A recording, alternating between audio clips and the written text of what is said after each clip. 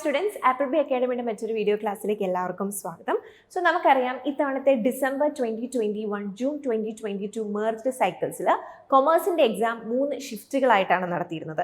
29th സെപ്റ്റംബറിൽ 2 ഷിഫ്റ്റുകളും 14th ഒക്ടോബറിലാണ് മറ്റൊരു ഷിഫ്റ്റും conduct ചെയ്തത്. സോ അങ്ങനെ ടോട്ടൽ 3 ഷിഫ്റ്റുകളായിട്ടാണ് കൊമേഴ്സിന്റെ എക്സാം നടന്നിട്ടുണ്ടായിരുന്നത്.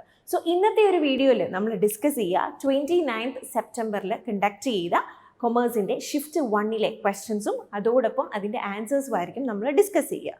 സോ ഈ ഒരു ക്വസ്റ്റ്യൻ പേപ്പർ നമ്മൾ അനലൈസ് ചെയ്യുമ്പോൾ നമുക്ക് കാണാനായിട്ട് സാധിക്കും ഏതൊക്കെ ടോപ്പിക്കിൽ നിന്നാണ് ക്വസ്റ്റ്യൻ വന്നിരിക്കുന്നത്, ഓരോ യൂണിറ്റിൽ നിന്നും എത്രത്തോളം ക്വസ്റ്റ്യൻസ് ചോദിച്ചിട്ടുണ്ട് എന്നുള്ളതിനെക്കുറിച്ച് നമുക്കൊരു കറക്റ്റ് ആയിട്ടുള്ള ഒരു ഐഡിയ കിട്ടും എന്നുള്ളതാണ്. ഇനി നമ്മൾ ഈ ക്വസ്റ്റ്യൻ്റെ പാറ്റേണിലേക്ക് നോക്കുകയാണെങ്കിൽ നമുക്ക് കാണാം മെജോറിറ്റി ക്വസ്റ്റ്യൻസും സ്റ്റേറ്റ്മെൻറ്റ് ക്വസ്റ്റ്യൻ ആണ്. അതായത് ഒരൊറ്റ ക്വസ്റ്റ്യനിൽ നിങ്ങൾ 4-5 സ്റ്റേറ്റ്മെൻറ്റ്സുകൾ ശരിയാണോ എന്ന് ഐഡൻറ്റിഫൈ ചെയ്തെങ്കിൽ മാത്രമേ നിങ്ങൾക്ക് കറക്റ്റ് ഓപ്ഷനിലേക്ക് വരാൻ സാധിക്കുകയുള്ളൂ എന്നുള്ളതാണ്. സോ ഇവിടുത്തെ നമുക്ക് വേണ്ടുന്ന ഒരു പ്രോപ്പർ സ്ട്രാറ്റജി എന്ന് പറയുന്നത് ടൈം മാനേജ്മെൻ്റ് ആണ്. നിങ്ങൾ വളരെ കൃത്യമായിട്ട് ടൈം മാനേജ്മെൻറ്റ് ചെയ്യാൻ പഠിച്ചില്ല എങ്കിൽ നമുക്ക് ഈ ക്വസ്റ്റ്യൻസ് മുഴുവനായിട്ട് വിത്തിൻ ടൈം കംപ്ലീറ്റ് ചെയ്യാൻ ബുദ്ധിമുട്ടുണ്ടാവും. സോ നിങ്ങൾ പ്രോപ്പറായിട്ട് ടൈം മാനേജ് ചെയ്തെങ്കിൽ മാത്രമേ നമുക്ക് ഇതുപോലെ സ്റ്റേറ്റ്മെൻറ്റ് ക്വസ്റ്റ്യൻസ് ചോദിക്കുമ്പോൾ നല്ല രീതിയിൽ കറക്റ്റ് ആൻസറിലേക്ക് വരാനായിട്ട് സാധിക്കുകയുള്ളൂ എന്നുള്ളത് വളരെ പ്രധാനപ്പെട്ട ഒരു കാര്യമാണ്.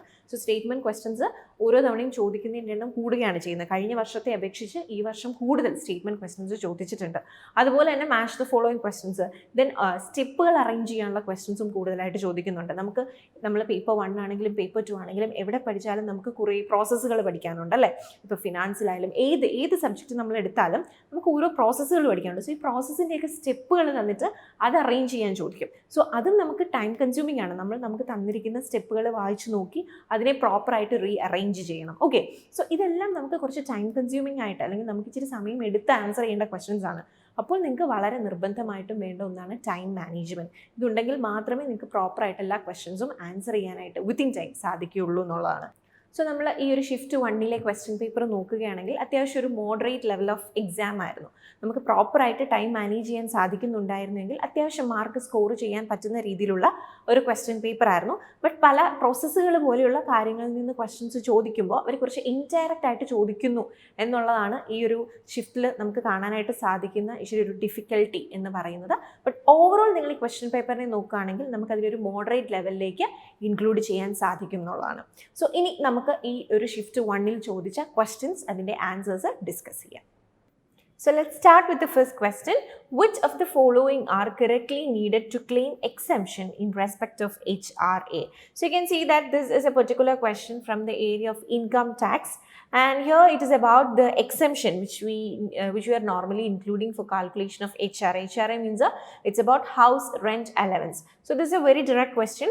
I need to identify from these options: salary, place of residence, standard rent, rent paid, HRA received. So we know that we should consider the salary of the person, then place of residence where he is residing, then standard rent is actually, it is not an exemption in case of calculating HRA, then rent paid, which is also should be included, then HRA received. So except C, all options should come. So the correct answer for this question is option C. As you can see that here A, B, D and E only. It does excludes option C, standard cost. So the correct answer is option C. Okay. Moving to the next question. Multicollinearity in regression analysis is measured by. This is a question from statistics unit and it's about regression analysis. You have the options tolerance, homoscedasticity, partial F test, Durbin-Watson statistic. Okay, it's a very direct question. It's about the various regression analysis. You can see this particular area in your statistics module. It's about regression analysis and correlation. When you're going through that particular area, you can find this topic and the correct answer is tolerance, option A. Moving to the third question, here you can see that it is a sequencing the steps, or you need to arrange the process. So as I already mentioned in beginning of this session, you can see many questions like which is related to process. You need to arrange them in a proper order. So this is something which is like that. Here you need to identify the proper process which is related to design thinking process. This is the area which is actually related to HRM unit, and the options, when you're coming with the options, ideate, test, empathize, define and prototype. Okay, so you need to arrange them in a proper order. Okay, So this is a process which actually start with empathize and that got ends with test, B, test. So an option which starts with C and that would end with B. So the correct answer is option C, C, D, A, E, B. Okay, so the correct answer is option C. Moving to another question, fourth question. Which one of the following pricing method is used in regulated industry? So this is about pricing methods. So this is a common area. You can see the different types of pricing methods in economics and also for a marketing unit, marketing management unit. And here you need to identify if the pricing method which is suitable for a regulated industries. So there are different types of pricing like markup pricing, target rate of return pricing, economic value to customer pricing, and competitive pricing. So if it is a regulated market, it is always better to use target rate of return pricing. So when you are dealing with the question, even the previous year question, you can see that generally they are asking question from this pricing method as this is a portion which is actually included in economics and marketing management also. So you can generally expect a question from this pricing method every year. So anyway, this time they got asked, it's about the type which you need to use if it is a case of regulated industry, and the correct answer is option B, target rate of return pricing. Moving to next question, which one of the following statements is false? Option A, arithmetic mean is used to measure the deviation in calculating standard deviation due to its least squares property. So you can see that this is also a question from statistics unit, and option A is saying about arithmetic mean, okay, and option C is about Z score value of X is the ratio between X divided by mean. So it's about the calculation of Z. Then coefficient of variation is calculated as follows, sigma mean divided by sigma multiplied by 100, okay. So X bar means it's about specifying about mean, and sigma it's about standard deviation, and if you are multiplying it with 100 you will get coefficient of variation, okay. Then standard deviation can be equal to 0 in some situations, so in some specific situation there is a chance. So here you need to identify the incorrect one. Anyway, it's very direct that Z score is not, we are not able to calculate the value of Z with the ratio between X divided by mean. So the correct answer for that question is option B, because which is the incorrect one in the given options. Okay. Moving to the sixth question, which of the following factors restrain globalization? So you can see that this question is from your first unit, business environment, and it is related to international business and all. Here you need to identify the factor which is restraining globalization. Okay, so international economic integration, nationalism, emerging trade barriers, regulatory control, move towards free marketing system. Okay, and here also you need to identify a combination of answers. Okay, so when you are moving through the options, you can see that it should include nationalism, then emerging trade barriers. Barrier is also a constraint or restraint for this globalization. That is also a reason for it. And regulatory control is also making the globalization, or it is also like giving some hindrances for globalization. So B, C, D. So the correct answer for this question is option C. Moving to another question. So here you can see that two statements is given, and based on that you need to identify whether these statements are correct or wrong. And this is actually a part which is related to insurance. Okay, so statement 1, in the case of life insurance, the insurable interest must be payable in the person insured at the time when the event happened. Statement 2, in the case of fire insurance, the insurable interest must be presented in the object insured at the time when the policy is taken and the event has happened. So statement 1 is about life insurance, situation of life insurance, and statement 2 is specifying about a fire insurance. Okay. So when you are going through the options, you need to identify whether both these statements are true or false, or any of them is true or false. So when you are taking the first case, the thing which is specified about life insurance contract is not correct, and when you are coming with fire insurance, yes, the insurable interest must be present in the object at the time when the policy is taken and the event has happened. So the first statement is true and second one is false. So the correct answer for this question is option D. Moving to 8th question, according to contingency approach, the factors governing span of management are. So you can see that this is a question from your human resource management, and here it is about based on contingency approach, you need to identify the factors which is governing the case of span of management. Okay. So span of management means it's the ability of the management to control how much or how much people can be controlled by a particular manager, number of people that can be properly controlled by the management. Okay, so what will be the factors? Type of work, ability of manager, ability of employees, level of management, geographic location. So based on that, you need to identify B and C, B, C, D, A and D and E only, then A, B, C, D and E. That means all these options should be there. Okay, so when you're considering about span of management, you should consider which type. Based on the type only we can specify how much people can be allocated to a particular person. So the type, ability of both employer and manager is also very important. Employees and management is also important, and you need to consider about the level of management and also about geographic location. So all these options should be there to derive at your correct option. So the correct answer for this question should be option D, A, B, C, D and E. Okay. So now you have a match the following question.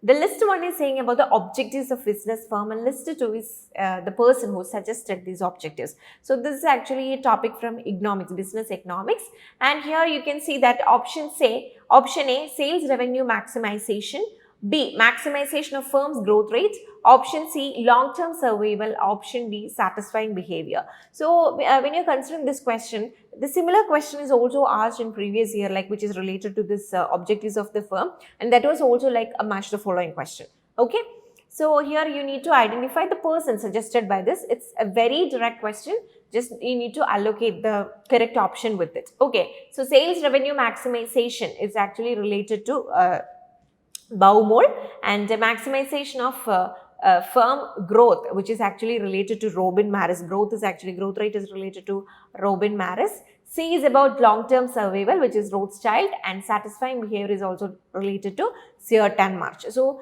when you're going through the information which is given in your table, there were questions which is related to the same topic in your previous year. Like for match the following also, you just have the same pattern. But also they are asking some single question like the objective of maximization of firm's growth rate, which is related to or which is suggested by which person. Such questions were already asked from this particular topic. So this topic is very important, and the correct answer for this question is A. Moving to the 10th question, on which of the following bases buyers are divided in psychographic segmentation?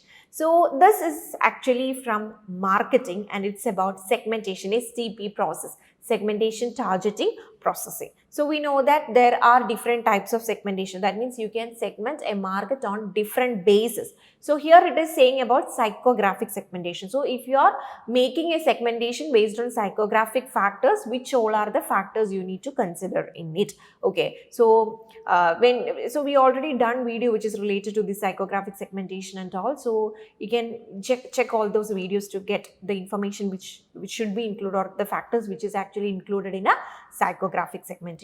Okay, so loyalty status, lifestyle, buyer readiness stage, values, user status. Okay, so loyal status is not actually a part of psychographic segmentation, but B, lifestyle is actually a part, buyer readiness is not actually a part, values, yes, it's also a part. So you can see that B and D should be there. Yes, the correct answer for this question is option A, B and D only.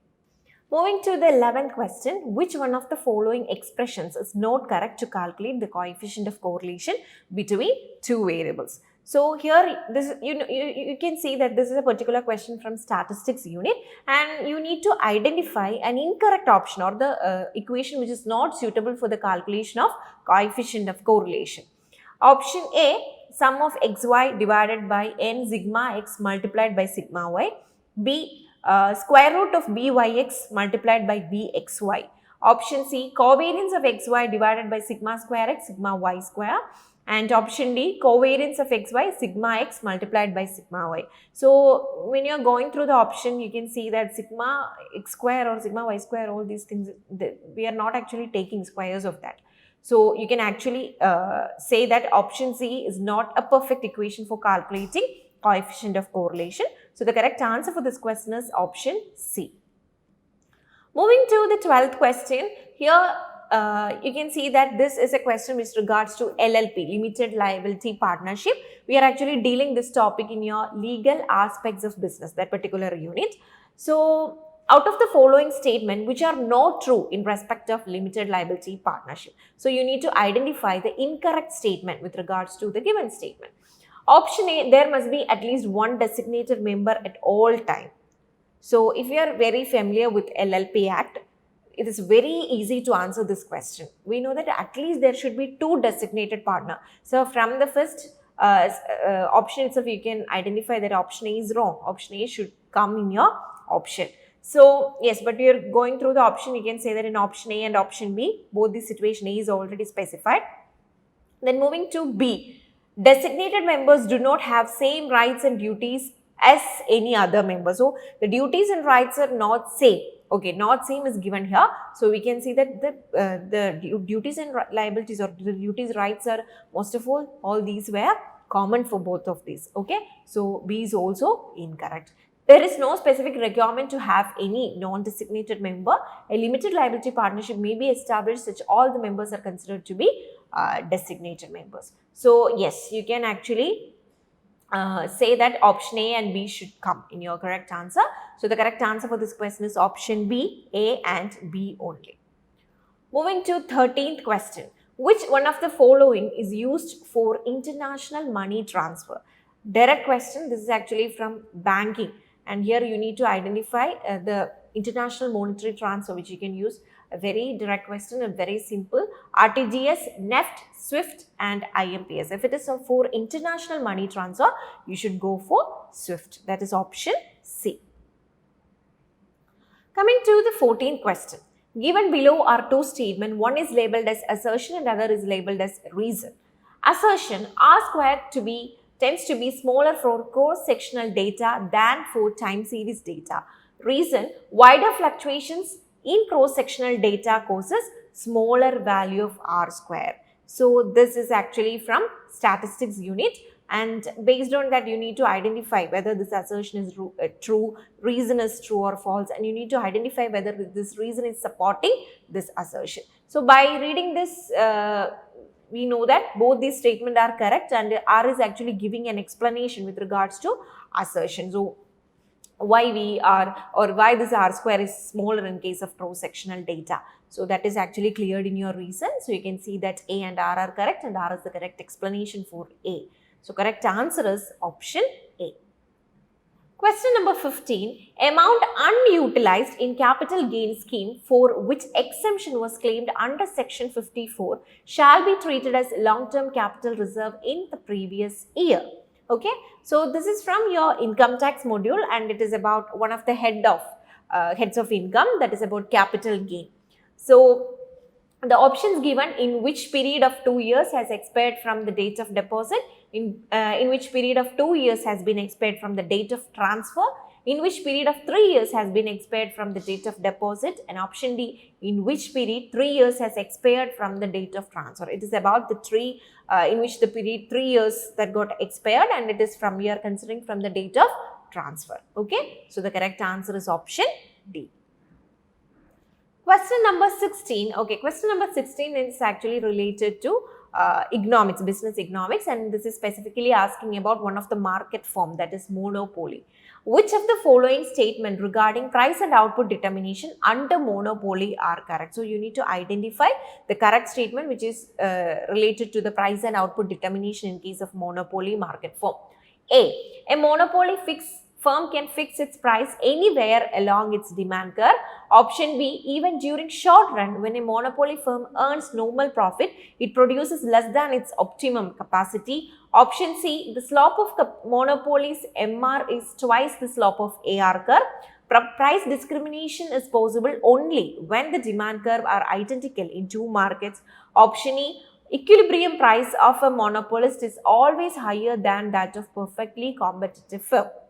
Okay, so you need to identify the correct statement from the given statement. Okay, so anyway, the correct option include B, C and E only. B, C and E only. So the correct answer for this question is option D. Question number 17.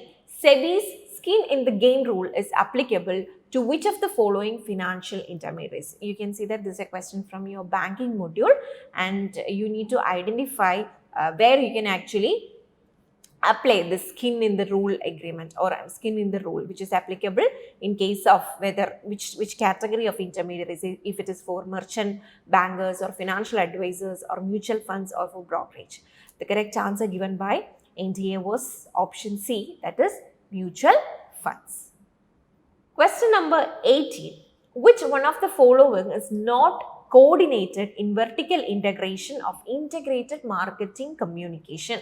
So this is a question from integrated marketing communication. You can see that this is a topic we are actually dealing in your unit, marketing management, and you need to identify which is not actually coordinated, not need to be coordinated in case of a vertical integration, if it is a case of vertical integration. Pricing, sales, product development, customer service. If it is a case of vertical integration, there is no need to coordinate the one which is pricing. Okay. So the correct answer for this question is option A, pricing. Question number 19.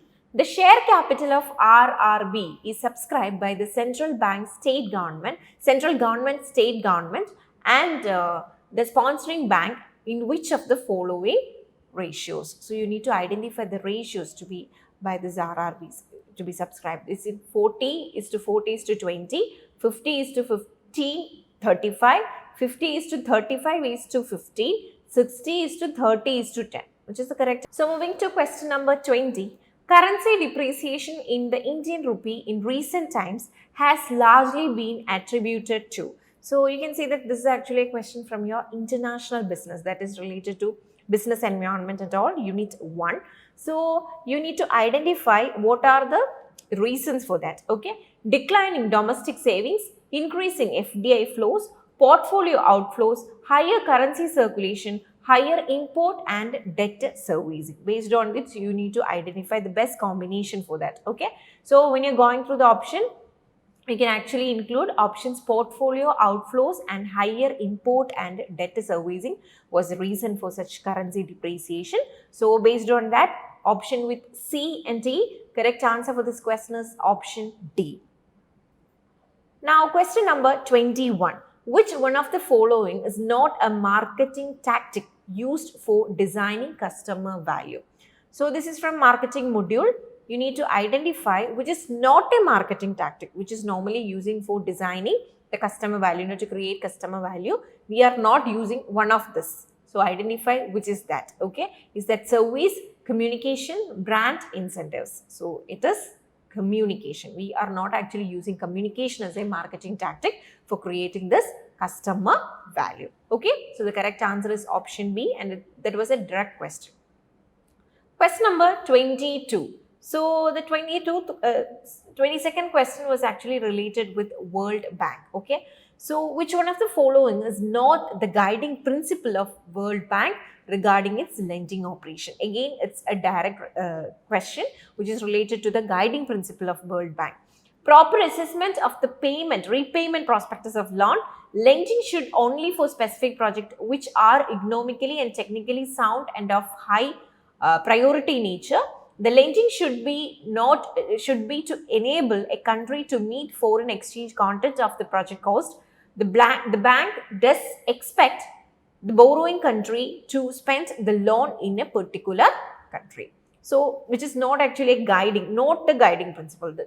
That was actually option D. The bank does not expect the borrowing country to spend the loan in a particular country. Okay, that is not at all a principle by this World Bank. So you can actually say the correct answer for this question is option D. Next question, question number 23. RBI Financial Inclusion Index quality parameter captures information on which of the following? So which is actually included in it? If it is financial literacy, consumer protection, ease of access, availability and usage, inequality and deficiency in service. It is about financial literacy is included there, then customer protection is included there, ease of access and availability and usage is not actually included, and E, inequality and deficiency in service is also included. So A, B, E. Yes, the correct answer for this question is option D. Next, question number 24. This is actually related to marketing process of an enterprise. So see, again you have a question, you need to arrange them in proper order. Okay, so we already saw one question. So again we have question from this marketing area. Here it is about making an sequence related to marketing process of an enterprise. Okay, so market mix, marketing program and implementation, market planning, then market research, control and evaluation of marketing program. Anyway, we know that it is going to end with such an evaluation. So E should be the last one that should come for the options. So when you're going through the option with that idea, you can see option A, C, D. In all option, the answer is ending at option E. Then you need to identify the first one, which you can actually include in case of marketing process. So based on the given information, you can actually go for market research. First of all, you need to conduct a research. Based on that, you are able to make decision. That means if it is related to mix and implementation, all these will come after that only. So anyway, the first option should start with D and it should end with E. So there is only one option which start with D and end with E. That is option A, D, C, A, B, E. That is first market research, then it is about market planning. Based on that research, you need to plan, then you need to create your mix, then you need to implement. After implementing, you need to control and evaluate it. So the correct answer is option A. Question number 25. Which of the following statement regarding the short-term theory of production and cost analysis are false? Again, you have a question from economics, business economics. And here you need to identify the incorrect statement with regards to product and cost analysis. Economic rent is same as economic profit. Imputed cost is rent of a hired building. When AC is equal to MC, AC is minimum. When MC is rising, AC is greater than MC. Output is optimum when AC is equal to MC. So here you need to identify the false statement, okay, the incorrect one. Okay, so when you're coming with option B, imputed cost is something like implicit cost. That means cost of your own building. That means if you're calculating the rent of on building, you can say that it's an imputed cost because there is no cash outflow is actually happening here. But it is given that imputed cost is a rent of hired building, not at all. If it is your building, your own building, you can say that there is an imputed cost, but it is a case of hired building. So that is not at all a case. So B should come in your option. Then what about C? If AC is equal to MC, AC is minimum.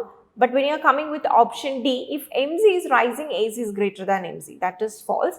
So D should also come in your option. Output is optimum when AC is equal to MC. Yes. So the correct answer for this question is option B, B and D only. Both these statements are incorrect with regards to the short-term theory of production and the cost analysis. Okay. Now question number 26. Which one of the following represent empirical generalization relating to GDP growth and changes in unemployment? So this is about gross domestic product growth and something related to the changes in unemployment and all. So here you need to identify which is that situation related to that. Okay. So Phillips curve, misery index, Pareto distribution and Okun's laws, so which is something which is related to Okun's laws. So the correct answer for this question is option D. That was also a direct question. Now you have a match the following question. So here the first table is saying about the characteristics of business and the second one is the description which is related to that. Okay. So based on this characteristics, you need to identify the proper description with regards to that. So cash cow, crown jewels, fallen angels, white square. So cash cow, we know that it's the one we are actually discussing in case of BCG matrix. So when if you're able to identify it is from this BCG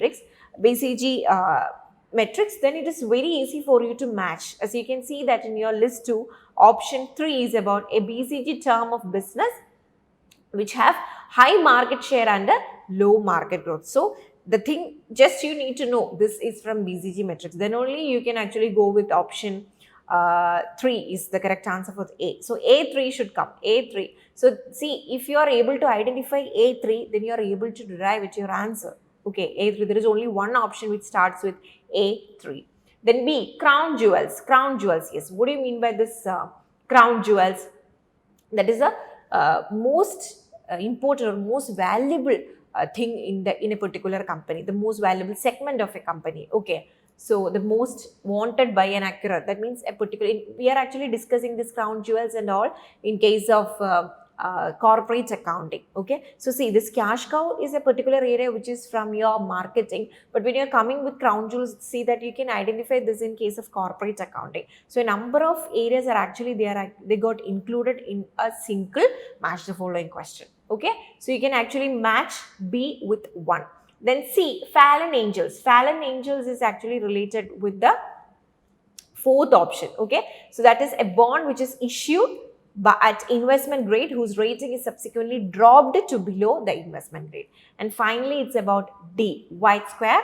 We can actually include it with the second option, that is a third party friendly to management who helps a company to avoid unwanted takeover with taking over the company on its own. Such situation is known as white square. We are actually saying some other terms also related to this amalgamation and mergers in case of this takeover, which is related to this particular topic. Okay, so yes, A3, B1, C4 and D2. So the correct answer is option D. Question number 28.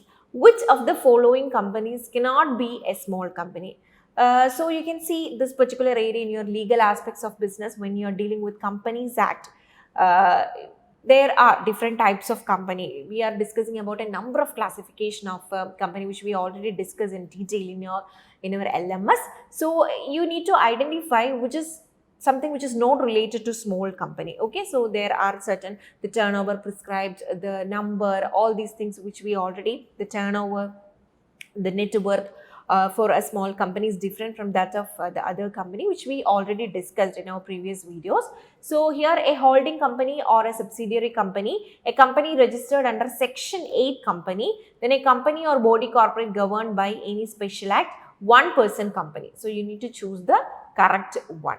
Okay, so cannot be a small company. So see, a holding company or subsidiary company, can it be a small company? No, that is not a situation. Okay, so you can actually, you are not able to include it. A company which is registered under Section 8. No, Section 8 companies are charitable company, which is their main objective is charity. So B should not be there. Then when you are coming with option C, a company or body corporate governed by any special act. If it is specifying about some special act, we can't include it as a small company. A one-person company, you can call them as a small company. Okay. So you can see that in this A, B, C, all these situations all these can't be a part of a small company. But if a one-person company, if you're saying about the turnover and all, it can come under the category of small company. So the correct answer for this question is option B, as it does not include A, B and C. Okay. Now moving to question number 29. Which one of the following is not true for authority? Okay, so this is from HRM and it's about management. So you need to identify an incorrect statement or which is not true for this authority. It is the legitimate right of the superior to command and compel his subordinates to perform a certain act. Correct. It's about if you're giving an authority, means that particular person can guide or that particular person can actually give orders to their superiors. I mean subordinates. So A is actually correct. Okay. Then B, it is mostly well defined, conspicuous and finite. Yes, it should be defined well.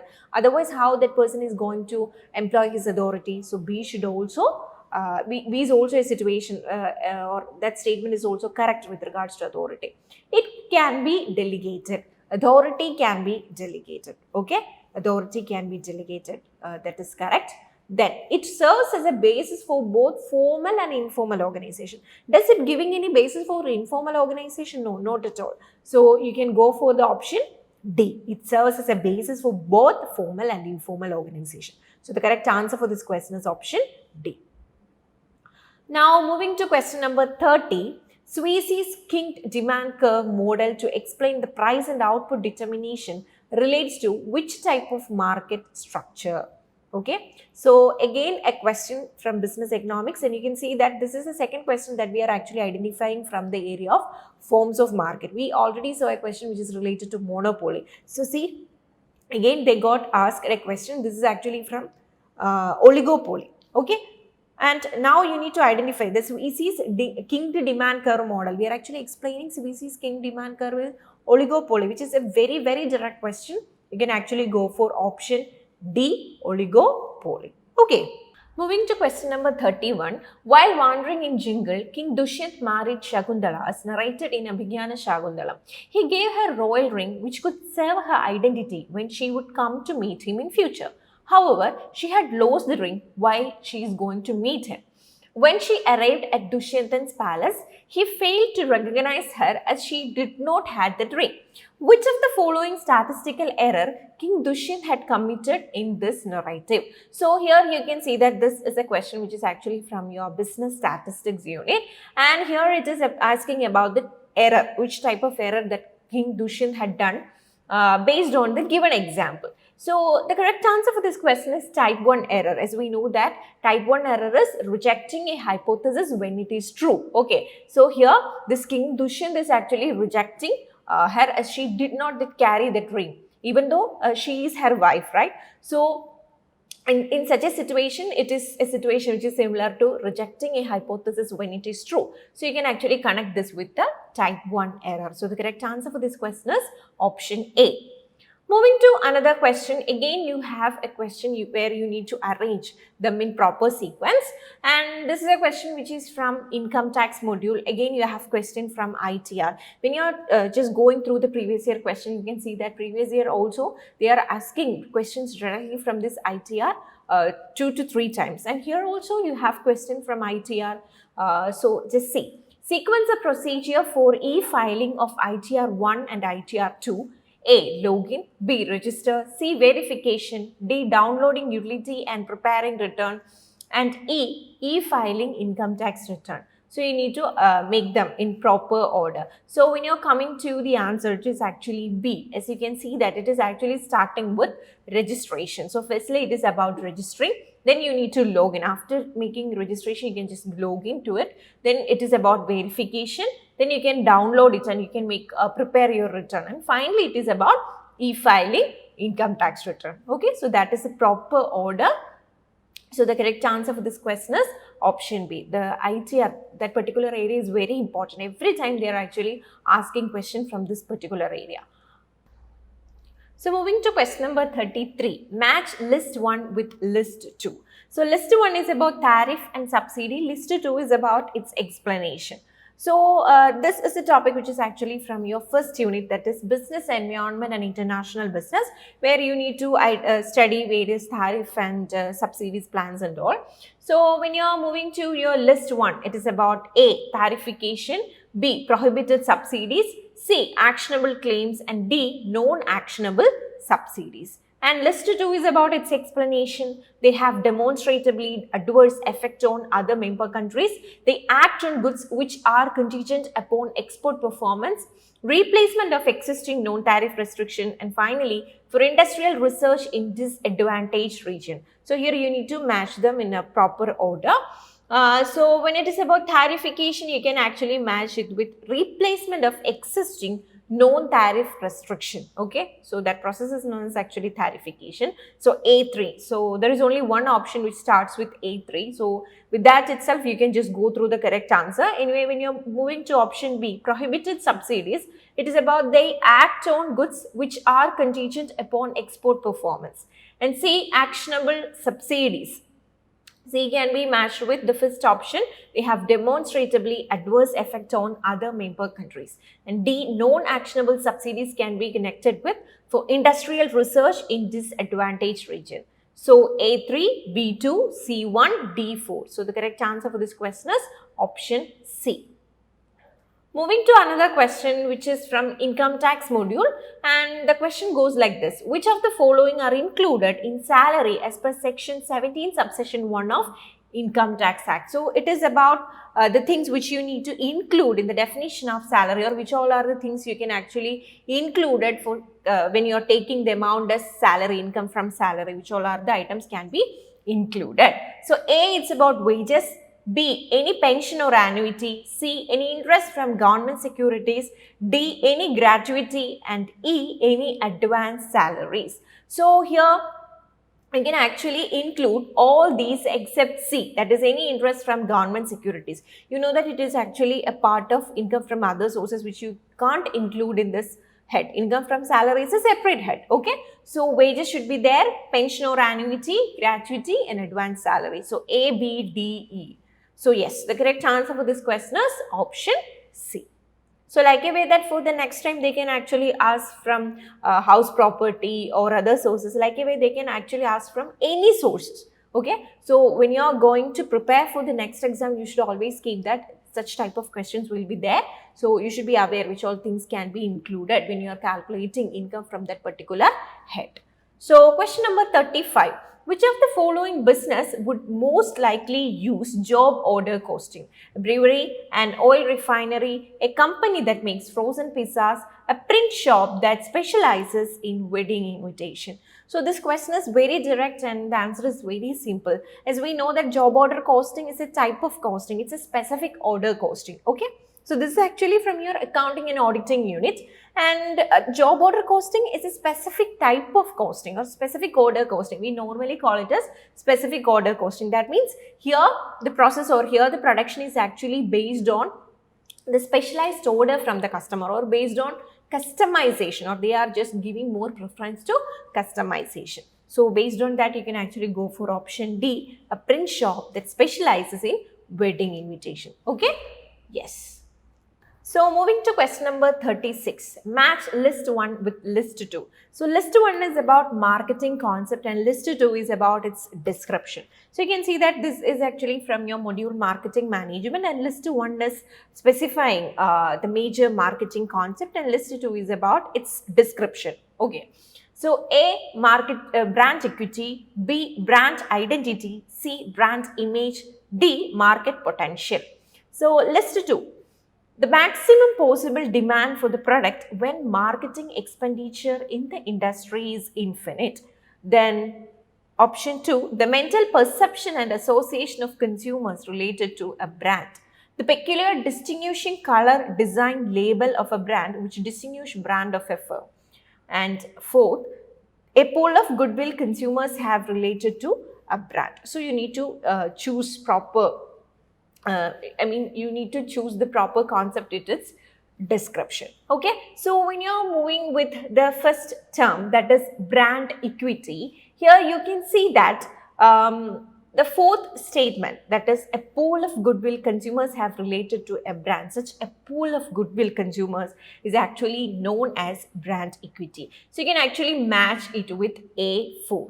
Okay, then the next concept is brand identity. Okay, so when you're moving with brand identity, you can actually match it with option 3, that is the peculiar distinguishing color, design, label of a brand which distinguishes the brand of another firm. So it is just like distinguishing like a firm from another firm with such a particular color or design, something. So such is known as identification. So that is known as brand identity. So you can match with B with 3. Then C, brand image. Image is about how that particular brand is getting into a particular customer's mind. Okay, so their mental perception is actually about brand image. So you can match C with 2. And finally, market potential is about the maximum possible demand for a product when marketing expenditure in industry is infinite. So yes, A4, B3, C2, D1. So the correct answer for this question is option A. So moving to question number 37, which of the following issues are covered in social marketing? So again a question from marketing and it's about social marketing. So which all are the contents can be included under the term of social marketing? Tobacco, family planning, public health, financial well-being, social good. Okay. So you can actually go with all these options, like everything can be actually included as per this particular social marketing concept. It includes something about tobacco, it's about family planning, health, then financial well-being, social goodness. So all these things are actually included under the head of social marketing. So you can go with option D, A, B, C, D, E. So every option is actually included. Okay.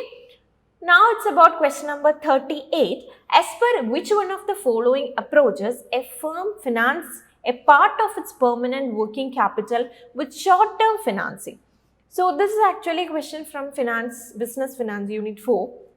And here it is about the working capital approach. We know that there are different kinds of approach based on how you are financing your permanent working capital and permanent and your temporary working capital. Okay, so here it is specified that you are financing a part of its permanent working capital with short-term financing. You are depending on your short-term financing, then it is aggressive approach. Okay, it is always better to go for, when you're using a permanent working capital, it is always better to go for a permanent source of fund. But if you're going through an aggressive approach, you will depend on short-term funds. Okay, so the correct answer for this question is option C. So when you're just going through this particular question, it is not about studying this aggressive approach. You should also go through the different approaches like market matching approach, conservative approach, traditional approach. All these are also important. Okay, so the correct answer for this question is option C, that is aggressive approach.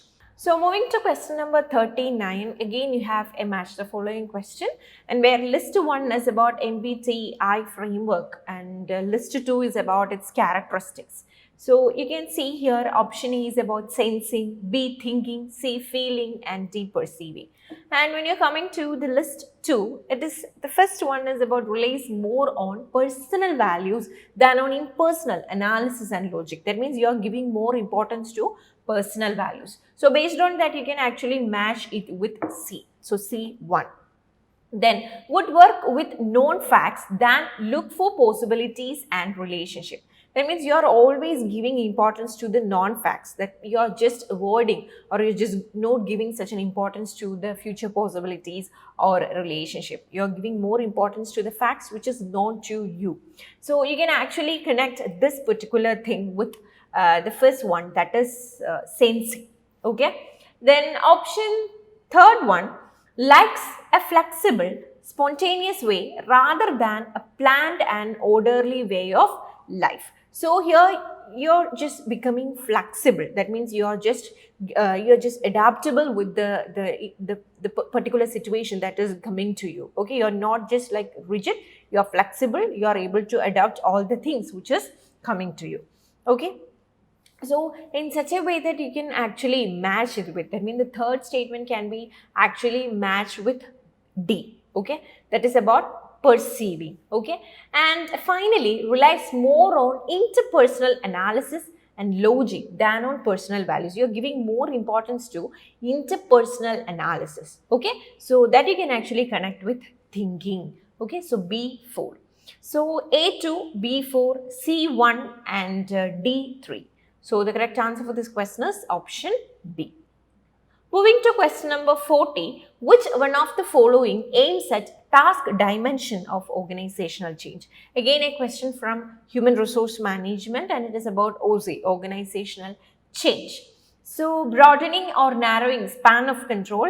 What do you mean by span of control? It is about the total number of subordinates that can be efficiently managed by a particular manager. Then diversifying into additional business, improving efficiency of missions and reallocating authority. So you need to identify which is the aim that is actually included in the task dimension of organizational change. So it's a direct question, that is actually option B is about diversifying into additional business. Option B. Question number 41. Pricing practice of setting a price target and then developing a product that would allow the firm to maximize the total profit at that price is called. So this pricing strategy and pricing scheme, all these topics are very important when you're taking your marketing management module and also business economics module. So such a topic is very important as you're getting questions from both these modules. So here you need to identify the practice pricing practice, like you're making a target price and then developing a product that would allow the firm to maximize. So the pricing should be in pricing policy in a way that it is able to maximize the maximum profit, giving maximum profit for the concern. So this particular process is known as price lining. That is option C. Okay. Moving to question number 42. Which of the following are parameters in the Financial Inclusion Index in India? So again, a question from your first unit, that is Business Environment and International Business. You need to identify the parameters that you're actually including for the financial inclusion in India. Affordability, availability and usage, ease of access, transparency and disclosure, quality of financial inclusion. So when you're taking the parameters, so this question is also direct. Affordability is not at all a parameter which you're actually including for this financial inclusion index, but it is very important that you should include availability and usage, whether all these financial details or about various financial instruments or various products, if it is available to all people. So the availability and its usage is very important, whether these people are using it. Then yes, we should be there. Then ease of access, whether their availability is easy, okay, easily accessible. Then transparency, what about transparency and disclosure, which is not at all a parameter. When it is about quality, yes, quality of financial inclusion is very important. So B should be there, C should be there, and E should be there. So B, C, E. When you are moving with the options, you can give that the correct option is option D, B, C, and E only. Okay. Now question number 43. Which among the following information shall be disclosed for all public issues of shares, irrespective of their issue price? Okay, so this is actually a part of corporate accounting. So based on that, you need to identify which all the things you need to be disclosed. Okay, then if it is about earning per share, dividend payout, pre-issue or price earning ratio, average return on net worth in the last 3 years, net asset value per share based on the last balance sheet. So it is very important that you should disclose your earning per share, and you should also disclose your price earning ratio. It is not necessary that you should disclose your dividend payout ratio. So you can exclude option B, but it should include option A and C. Then also D, average return on net worth in last 3 years. Okay, so the net worth of the last 3 years should be specified there, and also about net asset value per share based on the last balance sheet. So except B, all options should be there. A, C, D, and E. Yes, it is option B, A, C, D, and E only. Now question number 44. Properties of a good point estimator includes which of the following? Again, you have a question from statistics. Here you need to identify the properties of a point estimator. Okay, to become a good point estimator, which all are the properties should it possess? Stationality, efficiency, consistency, neutrality, unbiasedness. Okay, so efficiency should be there, right? Efficiency should be there, and it should possess, of course, it should possess consistency. So B and C should be there. And whether it's about something neutrality, no need to be included. And your estimate should be unbiased. Okay, it should not be biased one. So E should be also there. So B, then you should go for C, consistency and unbiasedness. That is, E should be there. So B, C, E. Yes. So the correct answer for this question is option D. Now question number 45, again a question from business statistics, and it is about you need to identify the properties of binomial distribution. So earlier they just asked you about identifying the properties of estimator. Now it is about the properties of binomial distribution. So this time they just asked you about binomial distribution. So next time they can go for normal distribution or Poisson distribution. So it is about probability distributions. So yes, you need to identify its properties. So A, may be symmetrical or skewed. Then unimodal, that means you will get only one mode. Okay. Then bell-shaped and symmetrical, bell-shaped and symmetrical. See, all these are actually the properties of a normal distribution. Okay, so actually B should not be there. It all possess, or it all says about the properties of normal distribution. So you can actually avoid option B. Option B should not be there. Then asymptotic to x-axis. Then N and P are two parameters, or mu and sigma are two parameters. So what are the basic parameters that you're actually including in case of binomial distribution? So in case of binomial distribution, we are actually giving importance to N and P. Okay. So yes, so D should be there. We are actually measuring success and failures and all. So anyway, D should be there, and A is also correct. So A and D. Now option with A and D is actually option B. So the correct answer for this question is option B. So when you're just going through this question, you should identify that you should study about the various features of Poisson distribution and also about normal distribution. So next time you can expect such a question from this particular area. So moving to question number 46. Which is the most important driver of innovation in a business? Most important driver of innovation. Is it labor, capital, government, or culture? It is actually about the culture. Okay. So that's also a direct question. So the correct answer for this question is option D.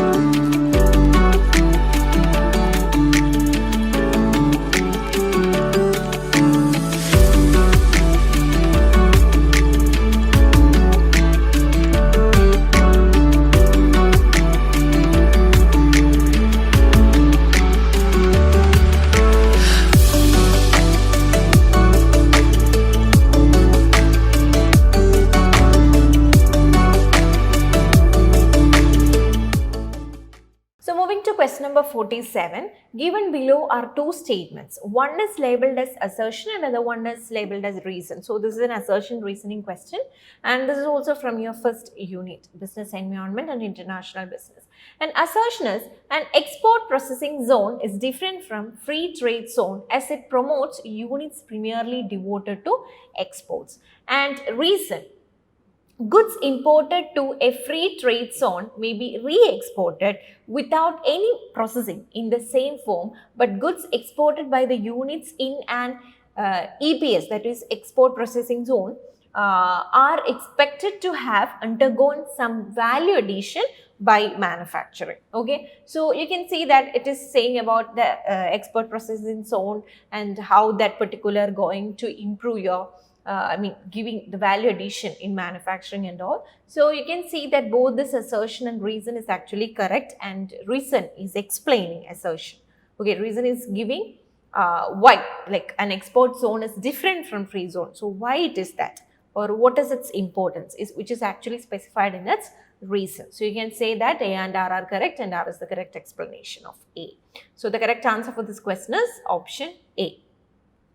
Moving to question number 48, this is a question from business statistics, and here you have two statements. You need to identify whether they are right or wrong. The probable error PE of the coefficient of relation is defined as probable error is equal to T minus R square divided by square root of N. So this is actually wrong. We are not taking the value like T. It is just like 1 minus R square. So anyway, statement 1 is not correct. And what about statement 2? When a null hypothesis is true, but the test statistics reject it. This is known as type 1 error in hypothesis testing. See, we already saw a question from type 1 error, and again you have another question or another statement which is related to type 1 error. So anyway, the second statement is actually correct. Okay, so the first statement is incorrect and statement 2 is incorrect. So the correct answer for this question is option D. Statement 1 is incorrect, but statement 2 is correct. Okay, now question number 49.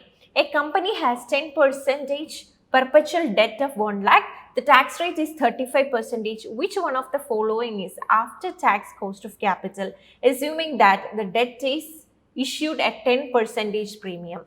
Yes, so this is actually from business finance, and it is about the computation of cost of debt. So every time they are actually asking about making a calculation related to cost of capital, like it can be related to cost of preference shares or equity. So this time it is about cost of debt, and it's a situation of after tax. Okay, as we know that when you're going through the calculation of cost of debt, you have two sets, like it is before tax and after tax when tax is included. So this is about the second part, that is the calculation of cost of debt with the presence of tax, or after or after including this tax. Okay, so you with that equation you can actually calculate, and based on calculation you will just get the answer of option B, that is 5.91. So every details is actually there. For calculating cost of debt, you need interest, you need the value of the debt, then it's about the tax rate. So everything is given there. So the interest rate is 10%, the value of debt is 1 lakh, and tax rate is 35%. And now you have this particular debt is issued at a premium. So premium 10% is also given there. Okay, so anyway, by computing this you will get 5.91%. So we will discuss about all these calculations in another video. Okay, so moving to question number 50. Which one of the following distribution aptly describes the ownership of income and property in a capitalist economy? So here, if you want to answer this particular question, you should know about the basic features of the economy, like different forms of economy and all. So now it is about the properties of capitalist economy. Okay, so capitalist economy means we know that it is giving importance to private ownership. Anyway, the distribution which is describing about the ownership of income and property is actually Pareto distribution, normal distribution, Poisson distribution, F distribution. All these are we are actually studying all these area in your statistics module, and it's about the probability distribution. Okay, anyway, the correct answer is option D, Pareto distribution. Moving to question number 51. Which section of Indian Companies Act 2013 among the following provides for appointment of first auditors by Board of Directors within 1 month of the date of registration of a company? So this is actually from Indian Companies Act. So when you're taking this particular area, you can actually see this Companies Act in your corporate accounting, that means in your accounting and auditing unit, and also in legal aspects of business. Okay, so this question is very direct. You just need to say about the section which is defining about the appointment of first auditor. So it is about 139 subsection 6 is about the appointment of first auditors. Okay, so moving to question number 52. Which one of the following is not the assumption for consumer behavior based on ordinal utility theory? So again, a question from business economics, and it is about consumer behavior. Okay, so when you are studying about the consumer equilibrium and all, here you need to identify the various features. Okay, you know that there are ordinal utility theories there, then cardinal utility approach is there. So now the question is actually specifying about ordinal utility, and you need to identify which is not the assumption. Okay, so options: A, rationality of consumer; B, utility only ordinarily measurable; satiety of demand; and diminishing marginal rate of substitution. Yes. So the correct answer is option C. So this is actually a direct question. When you're just going through the various assumptions of consumer behavior as per this ordinal approach, it is very important and very easy to crack such types of questions. So when you're studying about various theories, if it is like, it can be from economics or it can be from finance or accounting, anywhere, you should always study the assumptions. Okay, when you're checking the questions, you can actually see that they are asking questions from this assumptions of a particular theory. Like, you need to identify which all are the assumptions of this particular theory. So in this question, you can see that it is saying about which is not an assumption. Okay, now we know that they are actually asking more statement questions, or more, you need to make a combination of answers. In such a situation, they can actually ask question from this assumptions. Okay, so when you are studying a theory, make sure that you are studying all the assumptions well. So moving to question number 53. Which of the following are components of McKinsey 7S framework? Again, a direct question which is from marketing, and even based on that name itself, you can actually crack these answers, as it is given that McKinsey 7S framework. So it is saying about 7S. Okay, so when you are just going through the options, you can see that only 3 options which starts its name with S. So based on that itself, you can actually go through the options like shared values, procurement, strategy, technology development, system. So see, here only 3 options which is saying, or which is starting with the letter S. So based on that also, we can actually answer this question. So the pattern or the way they asked this question was very simple. So shared values, A should be there, C should be there, and E should be there. A, C, E. Yes, the correct answer for this question is option A. Moving to question number 54. This is an assertion reasoning question. Okay, again an assertion reasoning question. You can actually include this particular area in your first unit and also in your business finance area. So when you are coming with the assertion, by switching to long-term government bonds, the investor acquires an asset whose price fluctuates as the interest rates vary. Reason: bond price fall when interest rates rise and rise when interest rate falls. Okay, so based on this, you need to identify that whether this assertion and reason is true, and whether they are making an explanation, or if it is not giving an explanation, or if it is A is true or R is false, or A is false or R is true. So coming back to a question, you can see that by switching to long-term government bonds, yes, when you're making a switching, or when you're just switching to long-term government bonds, the investor acquires an asset whose price fluctuates as interest rates vary, right? Yes, assertion is true. What about reason? Bond price fall when interest rate rise. So it is just giving an inverse relationship. And if the price is falling, what is happening? The interest rate is rising, and if the interest rate is falling, the bond price will rise. Yes, that is the reason. Okay, so you can say that A and R are correct, and R is the correct explanation of A. So the correct answer for this question is option A. Moving to question number 55.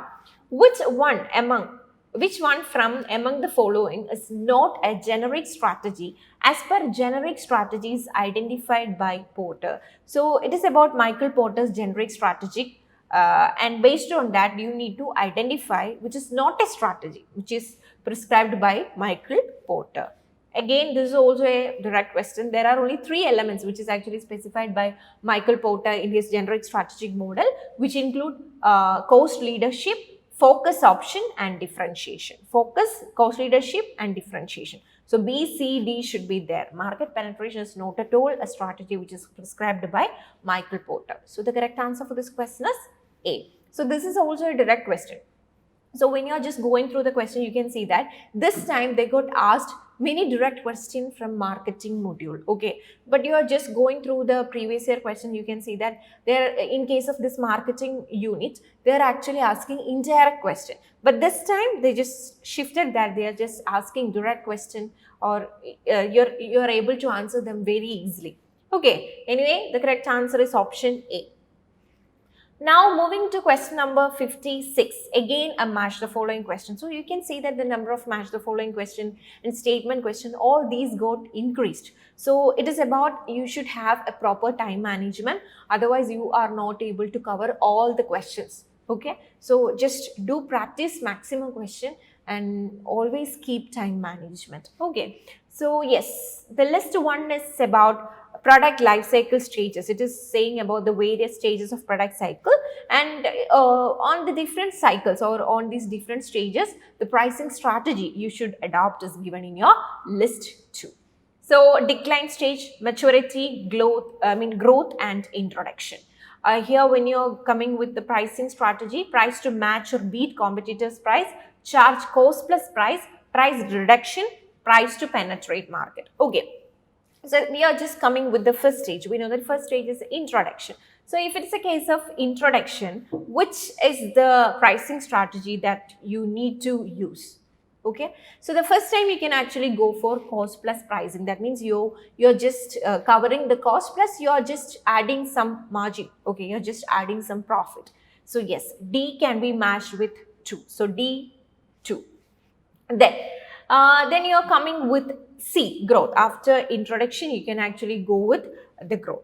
So if it is a case of growth, what is the pricing strategy that you should use based on the given list?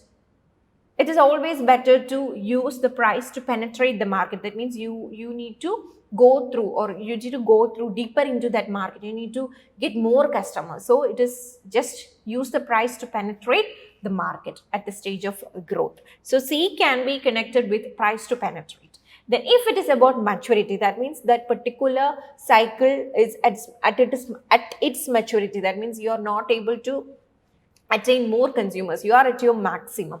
If it is such a stage, what is the pricing strategy you can use? Price to match or beat the competitor's price. That is the best strategy. And finally, if it is your declining stage, so now you are at declining stage. Now it is better to reduce your price. That is the strategy. That is about price reduction. So you can actually match like A3, B1, C4, D2. So the correct answer for this question is option C.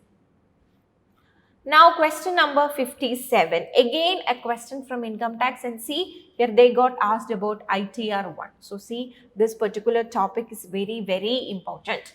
So which of the following cannot use ITR1 form to file return under Income Tax Act?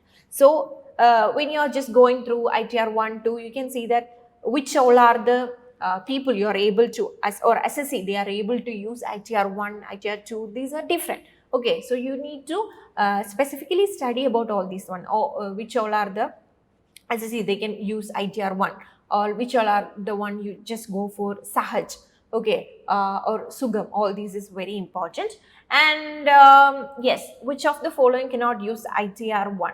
A, an individual who is a director in a company, an individual who has any asset located outside India, an individual whose total income does not exceed 50 lakh, an individual who has income from any source of outside India, an individual who has any unlisted equity shares at any time during the previous year. Okay, so the first one, yes, if it is a director of company, he can use it. A should be there. Then B, an individual whose asset is located outside India, he can also use it. Then what about an individual whose income is not exceeding 50 lakh is not actually included. or he is not a person who need to file ITR1. So he should be excluded. An individual whose income from any source outside India, if it is outside India, that's okay, that can also be included. An individual who has any unlisted, yes, if the equity shares is unlisted and if it is for the previous year, you can actually include him also. So except C, all the other options should be there, A, B, D, E. So the correct answer for this question is option B. So now moving to question number 59. Match list 1 with list 2. Again, a match the following question. This is from business statistics. Here the list 1 is saying about the formula which is for calculating the test statistic, and test 2 is giving you the various tests. Okay, so you just need to identify the formula that you are using for calculating the test statistics in each of these tests. So it's a test, H test, that is Kruskal-Wallis test, F test, chi-square test. So ISA test is much familiar to us, and we are directly able to answer, able to identify the formula for calculating it. So yes, which is x minus mu divided by SC. So that is very direct. So you can actually match C with 1. So just go through the options. So how many options are there which starts with or which says C1. Okay, so there is only one option which is saying about C1, that is option C. Anyway, we will just go through the other options also. So if you are able to identify that is a test, the equation for it, you are able to arrive at answer very easily. Even though moving to the second one, that is H test. If it is about H test, which is the equation that you need to use for calculating the test statistics. So it is option B, that is 12 divided by n multiplied by n into n, sigma rj square divided by nj minus 3n plus 1. Okay, so you can actually match B too. Okay, then what about the third one, F test or ANOVA, which is the equation or the formula which you can actually use for calculating it. That's the last one, SS between and SS within. And yes, finally it's about chi-square. The equation is very simple. Sigma O minus E, observed minus expected value, the whole square divided by E. Okay, so the correct answer is 4, A4. Okay, yes. So the correct answer for this question is option C, that is A4, B2, C1 and D3. Now question number 16. When the price increase of a commodity is followed by increased total revenue, which one of the following is the price elasticity coefficient? So this is from business economics, and here it is giving you a situation like if the price is increasing, we know that if the price increases, automatically total revenue will increase. Which one of the following is the price elasticity coefficient? At that time, what about the elasticity, price elasticity? Just identify about the situation. So it is a situation of less than 1. Okay, like it's a situation of inelasticity. So you can actually go with option D. So when you're studying about elasticity, you need to identify about the price elasticity coefficient or the various situation, what is happening in each of these situations, what is less than elasticity, more than elasticity or unitary elasticity. All these points are very, very important. Okay, again you have the question from business economics. Which one of the following production functions is a long-term production function? So you need to identify the formula that we are, or the function which is actually specifying about this long-term production function. Again a direct question. Q is equal to A plus B L minus C L square. Q is equal to A K LB, that is saying about the exponentials. Q is equal to A plus BL CL squared minus DL3, and Q is equal to A plus BL. Very direct. It is saying about the labor and capital, right? Yes. So the correct answer is option B. Here K is about saying about capital and L is about the labor. Okay. So the correct answer for this question is option B. So moving to question number 62, arrange the following ratios in the increasing order of their significance in the prediction of industrial sickness. So here you have various equations is actually given. You can see that this is actually from the part of accounting and auditing, and it is giving focus to management accounting, where you are studying various tools and techniques for financial statement analysis. So when you're going through ratio analysis, you can see all these equations there. Okay. So here you need to arrange all these ratios in an increasing order. Okay, and what is the base that you used for making them in an order? It is about the significance of prediction related to industrial sickness, like the ratio which is able to predict the industrial sickness very easily, or the ratio which is saying about the industrial sickness of a particular company. So you should give them in a increasing order. So the first one, working capital divided by total asset. B, retained earnings divided by total asset. C, earning before interest and tax, that is EBIT divided by total asset. And D, market value of equity shares divided by book value of total debt. And E, sales divided by total assets. Okay, so you need to arrange them in an increasing order. So if you're just going through the given options, you can see that it is saying about a sequence, like you should start with the one with an order of increasing. Like the first one, when you're comparing the first equation with the second one should show more significance on this industrial sickness. Okay, so anyway, the first one was actually market value of equity divided by book value of total debt. So if you are using that, you are able to identify the industrial sickness. Then you can actually go for E, that is sales divided by total asset, which is giving much more significance, or by calculating this particular, or by using this particular equation, you are able to make a prediction of industrial sickness much better than the option which is given in D. So D, E, then you can go for working capital divided by total asset, then retained earnings and total assets, and finally it's about earnings before interest and tax divided by total assets. That is the best one which is able to show the industrial sickness. Okay, so it is like D, E, A, B, C. Okay, so the correct answer for this question is option A. Moving to another question, question number 63. A company does not include the value of skills gained by its employees from training programs in its annual financial statement. Which one of the following accounting concepts is being applied in this case? So see, this is a question from accounting and auditing module, and it is saying about the accounting principles. So we already discussed about accounting principles and concepts in very detail. So here you need to identify which is the situation, or which concept is specifying that there is no need to record the skill of a particular employee. Okay, so if you're going through going concern concept, we know that it is saying about the life period of company, and if it is about money measurement concept, it is giving specification on a measurement. That means you are able to measure a particular events or the actions which is happening in a company in monetary terms. If you are not able to measure them in monetary value, then such items should not be recorded. So if you're taking the skill of a particular employee, we are not able to monetize that. So based on that, there is no need to record. So see, this is a direct question. And when we discussed about money measurement concept also, we also discussed that it is about an ability or skill of an employee do not find a place in books of accounts. That is because of money measurement concept. So anyway, that was a direct question. If you follow our YouTube channel, that will be very easy for you to answer this question. So that is option B, money measurement concept. Moving to question number 64, which of the following are essential elements for defining a business? Okay. So you need to identify the elements, basic elements which is actually required in business. So you can actually include this even as a general question, and you can also include this particular thing in your international business, your marketing area. All these are actually included in this particular question.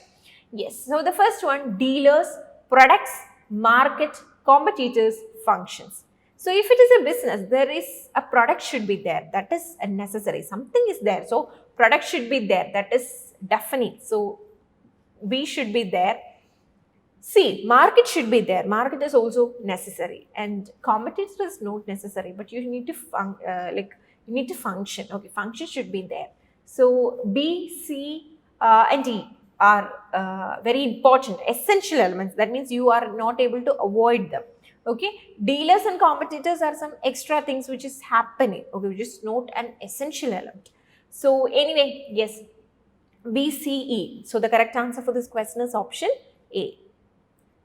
Now question number 65. Portfolio approach to investing is primarily focused on which of the following? Portfolio approach, so this is from your international business. And what is the purpose of this portfolio approach? Like you are just giving, or a number of securities is actually included in it, that. So it is just to reduce your risk, or it is giving focus to risk element in business. So it is not for diversification, or that is not its primary purpose. Okay, its primary purpose is about risk optimization. So the correct answer for this question is option D. Now you have question number 66. This is a question from market forms, that is in business economics, and here they got asked about perfect competition. So see this question: which of the following statements are true regarding price and output determination under perfect competition? So this is actually the question which is asked for shift 1 students. So if you're just taking this question, see the same question that got asked for shift 3 commerce students, but the difference is that here they got asked you need to identify the true statement, but in that question they just got asked you need to find the incorrect statement. Okay, so that's the only thing. The other way, the options or the various elements given in these questions are same to that question also. Okay, so yes, so the first one, a firm is a price taker. Whether a firm is a price taker? Yes, a firm is a price taker, that is true. In the long run, a firm is in equilibrium when its AR is equal to MR is equal to LAC is equal to LMC, that is average revenue, marginal revenue, long run average cost and long run marginal cost. That is also correct. What about C? A firm is in equilibrium in the short run only when AC equal to AR equal to MR is equal to MC, that is false. Then D, a firm reaches its shutdown point when price goes below its average cost. That is also wrong. And E, a firm fixes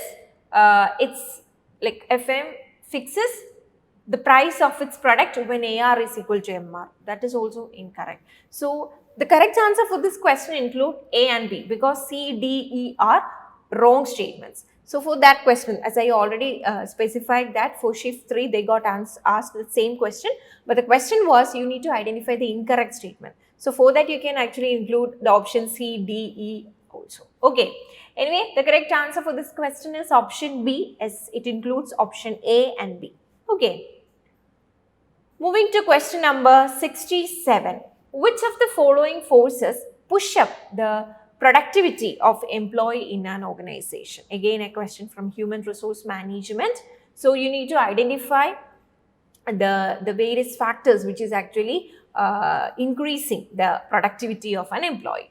Difficulty to work, fear of working self out of job, egoistic drive to accomplish, then desire for promotion, motive towards doing work.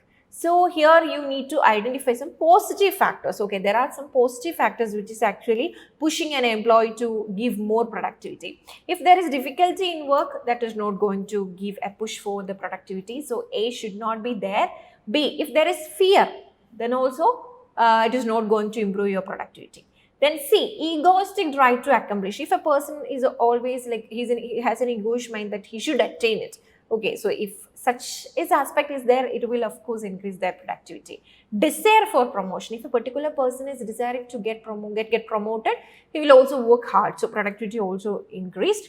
Then motive towards doing work. So if he had a good motive to do work, so that's also can act as a productivity factor. So C, D, E should be there. Yes, the correct answer for this question is option D, C, D, E only. Moving to question number 68. Who are not eligible to get information under RTA Act from the following? So this is a question from legal aspects of business, and here they got asked who is not eligible as per RTA Act. Okay, who are not eligible as per RTA Act, like to get information. You just need to identify a combination of answers from this particular question. If it is about corporation, see, corporations is able to get information as per this RTA Act? No. So, A should be there in your option. B, association is also not able to get. What about C, that is company? Company is also not able to get information. D, citizens. Yes, citizens have the right to get information. So, we are saying about that one only. Okay, so D should be there. E, legal entity is also not included. So, here you need to like the person or the one who is eligible to get information as per RTA Act is the citizen. So except that, all should be there. Corporation, association, companies, legal entities. So A, B, D, E. A, B, D, E. Yes, the correct answer for this question. I mean, A, B, C, E, like D is citizen, sorry. So A, B, C, E. D is about citizen. So D should not come for this question. Okay, so yes, A, B, C, E. So the correct answer is option B. Moving to question number 69. Which one of the tests measures the applicant's level of knowledge and skill in a particular job in which one he will be appointed? So, we know that there are different types of tests. So, which type of test is actually evaluating or giving focus to the level of knowledge and skill of a person in a particular job, or which test can be used to identify such characteristics of an applicant? What was that? It is about achievement test. Using achievement test, it is able to analyze about their skill which is needed for the job. Okay, so yes, the correct answer for this question is option B. And moving to question number 70. Which one of the following duties is not a general duty of a director of a company? Okay, so here you need to identify the general duties of a director. So if you're able to identify the general duties of a particular director, it is very easy to answer this question. This question is very direct. Duty of good faith in order to promote the object of company. Yes, of course. Duty of due and reasonable care, skill, diligence, and shall exercise independent judgment. That is also correct. Duty to attend board meeting. Is that a general duty? No, it is not a general duty. So, C will be the answer. Then duty not to delegate or assign his office assignment. So, which one is not his general duty? It is the duty to attend the board meeting. Okay, so the correct answer for this question is option C, that is duty to attend board meetings. Okay, so moving to question number 71. Arrange the following steps in a logical sequence of the process of management audit. So this is from accounting and auditing module, and you need to arrange the process which is related to management audit. Okay, so A, identification of responsibility centers. B, review of organizational structure. C, reporting. D, identifying and segregating the objectives of business. And E, review of performance of each responsibility center. So the first thing is that you need to identify the objectives of the firm. So we'll just go for option D. That means it is about identifying and segregating the objectives of business.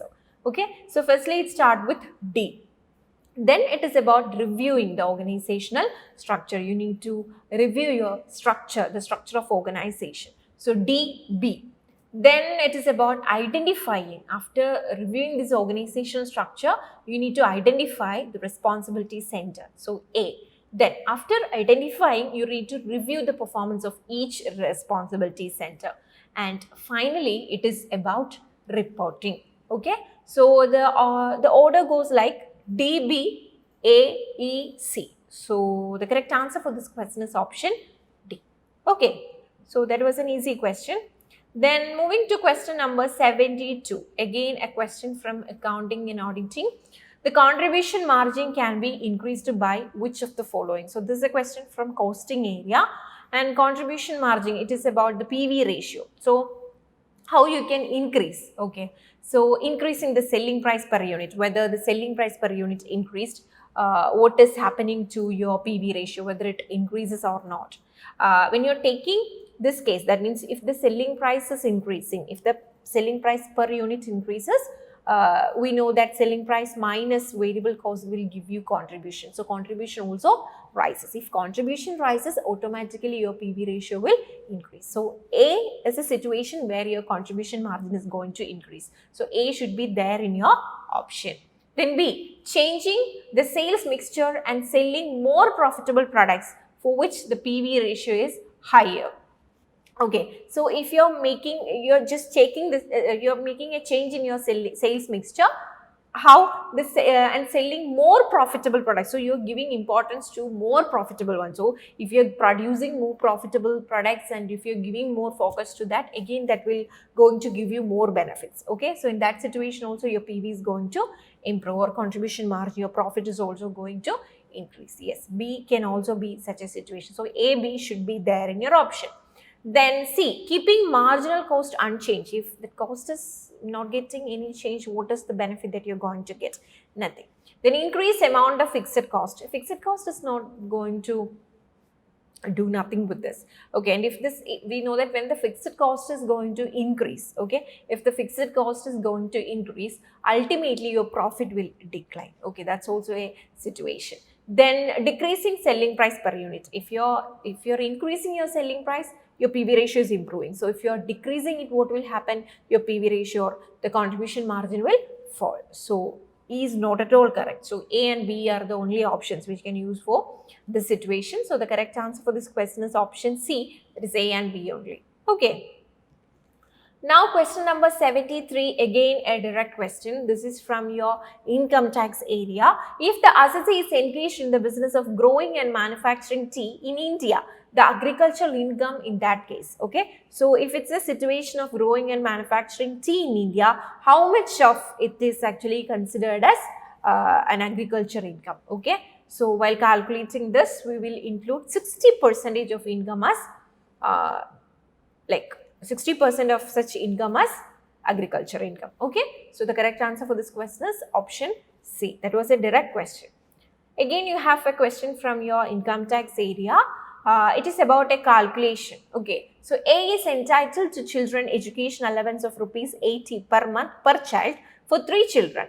It amounts to rupees 240 per month. It will be exempted to the extent to which of the following under Indian Income Tax Act, okay. So you need to identify or you need to calculate the total exemptions that is able to avail by this particular person A, okay. So actually by calculation you will get it as 160. Okay, that's the correct answer, 160 per month, option B. Now question number 75. Which one of the following statistical identities are useful for comparing two regression equations based on different sample size?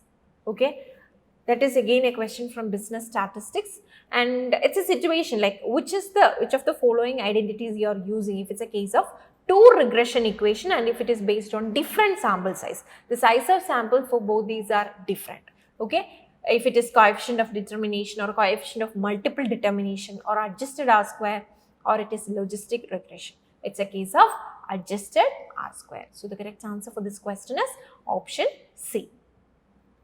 Now it is about question number 76. Logically sequence the following stages in organizational life cycle of a business. So it is about the life cycle of a business. Okay, in the last question, like the previous question, we already discussed about the product life cycle. So it is about the life cycle of the business. Okay, again you have you need to arrange them in proper order. So just see the questions. So we saw so many statement questions, like you have 2 or 3 statements, you need to identify which of them are correct or wrong. Then you have match the following question, number of match the following question which we already saw.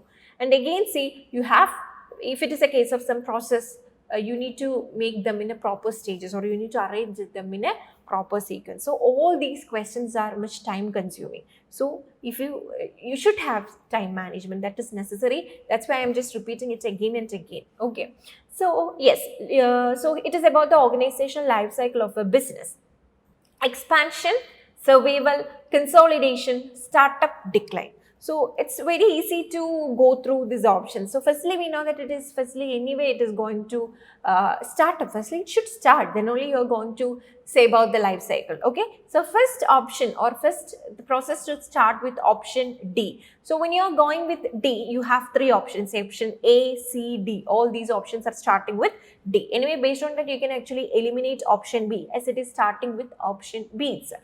Okay. Okay, so the first step is startup. So after startup, what will be the second stage? It is about survival. They need to survive. They just started, but we are not able to predict that whether they are going to have a wonderful growth. So firstly, they need to survive. So D, B.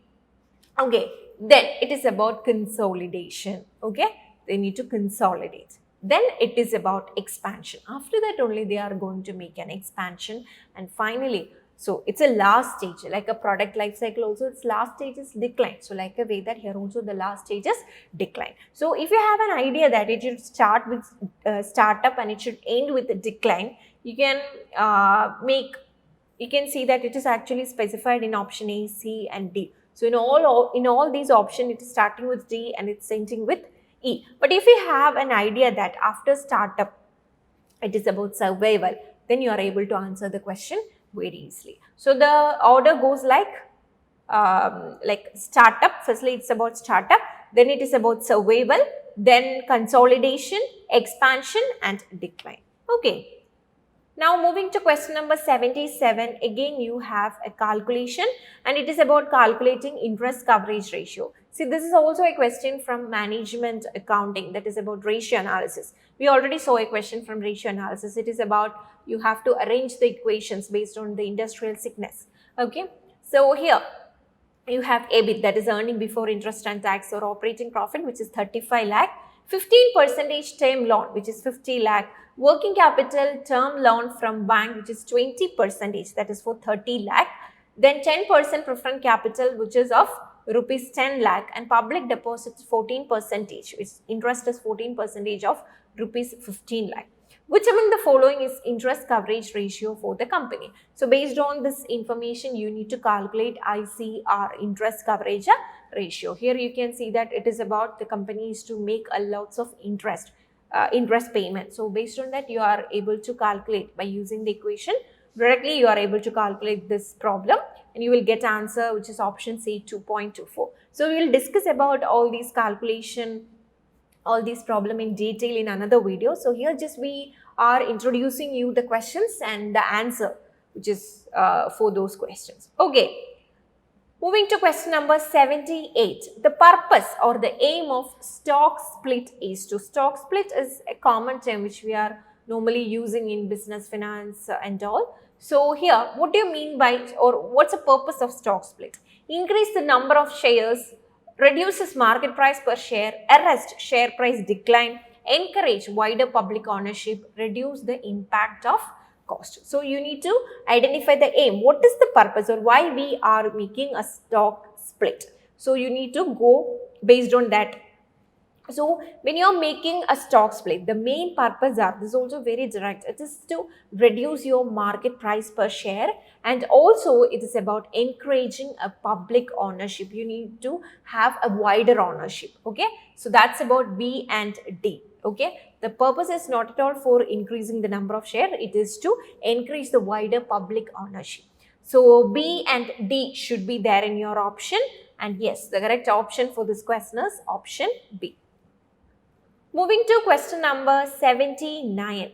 Okay, again here you have to arrange them in proper sequence. It is about hierarchy of effects model in communication situation.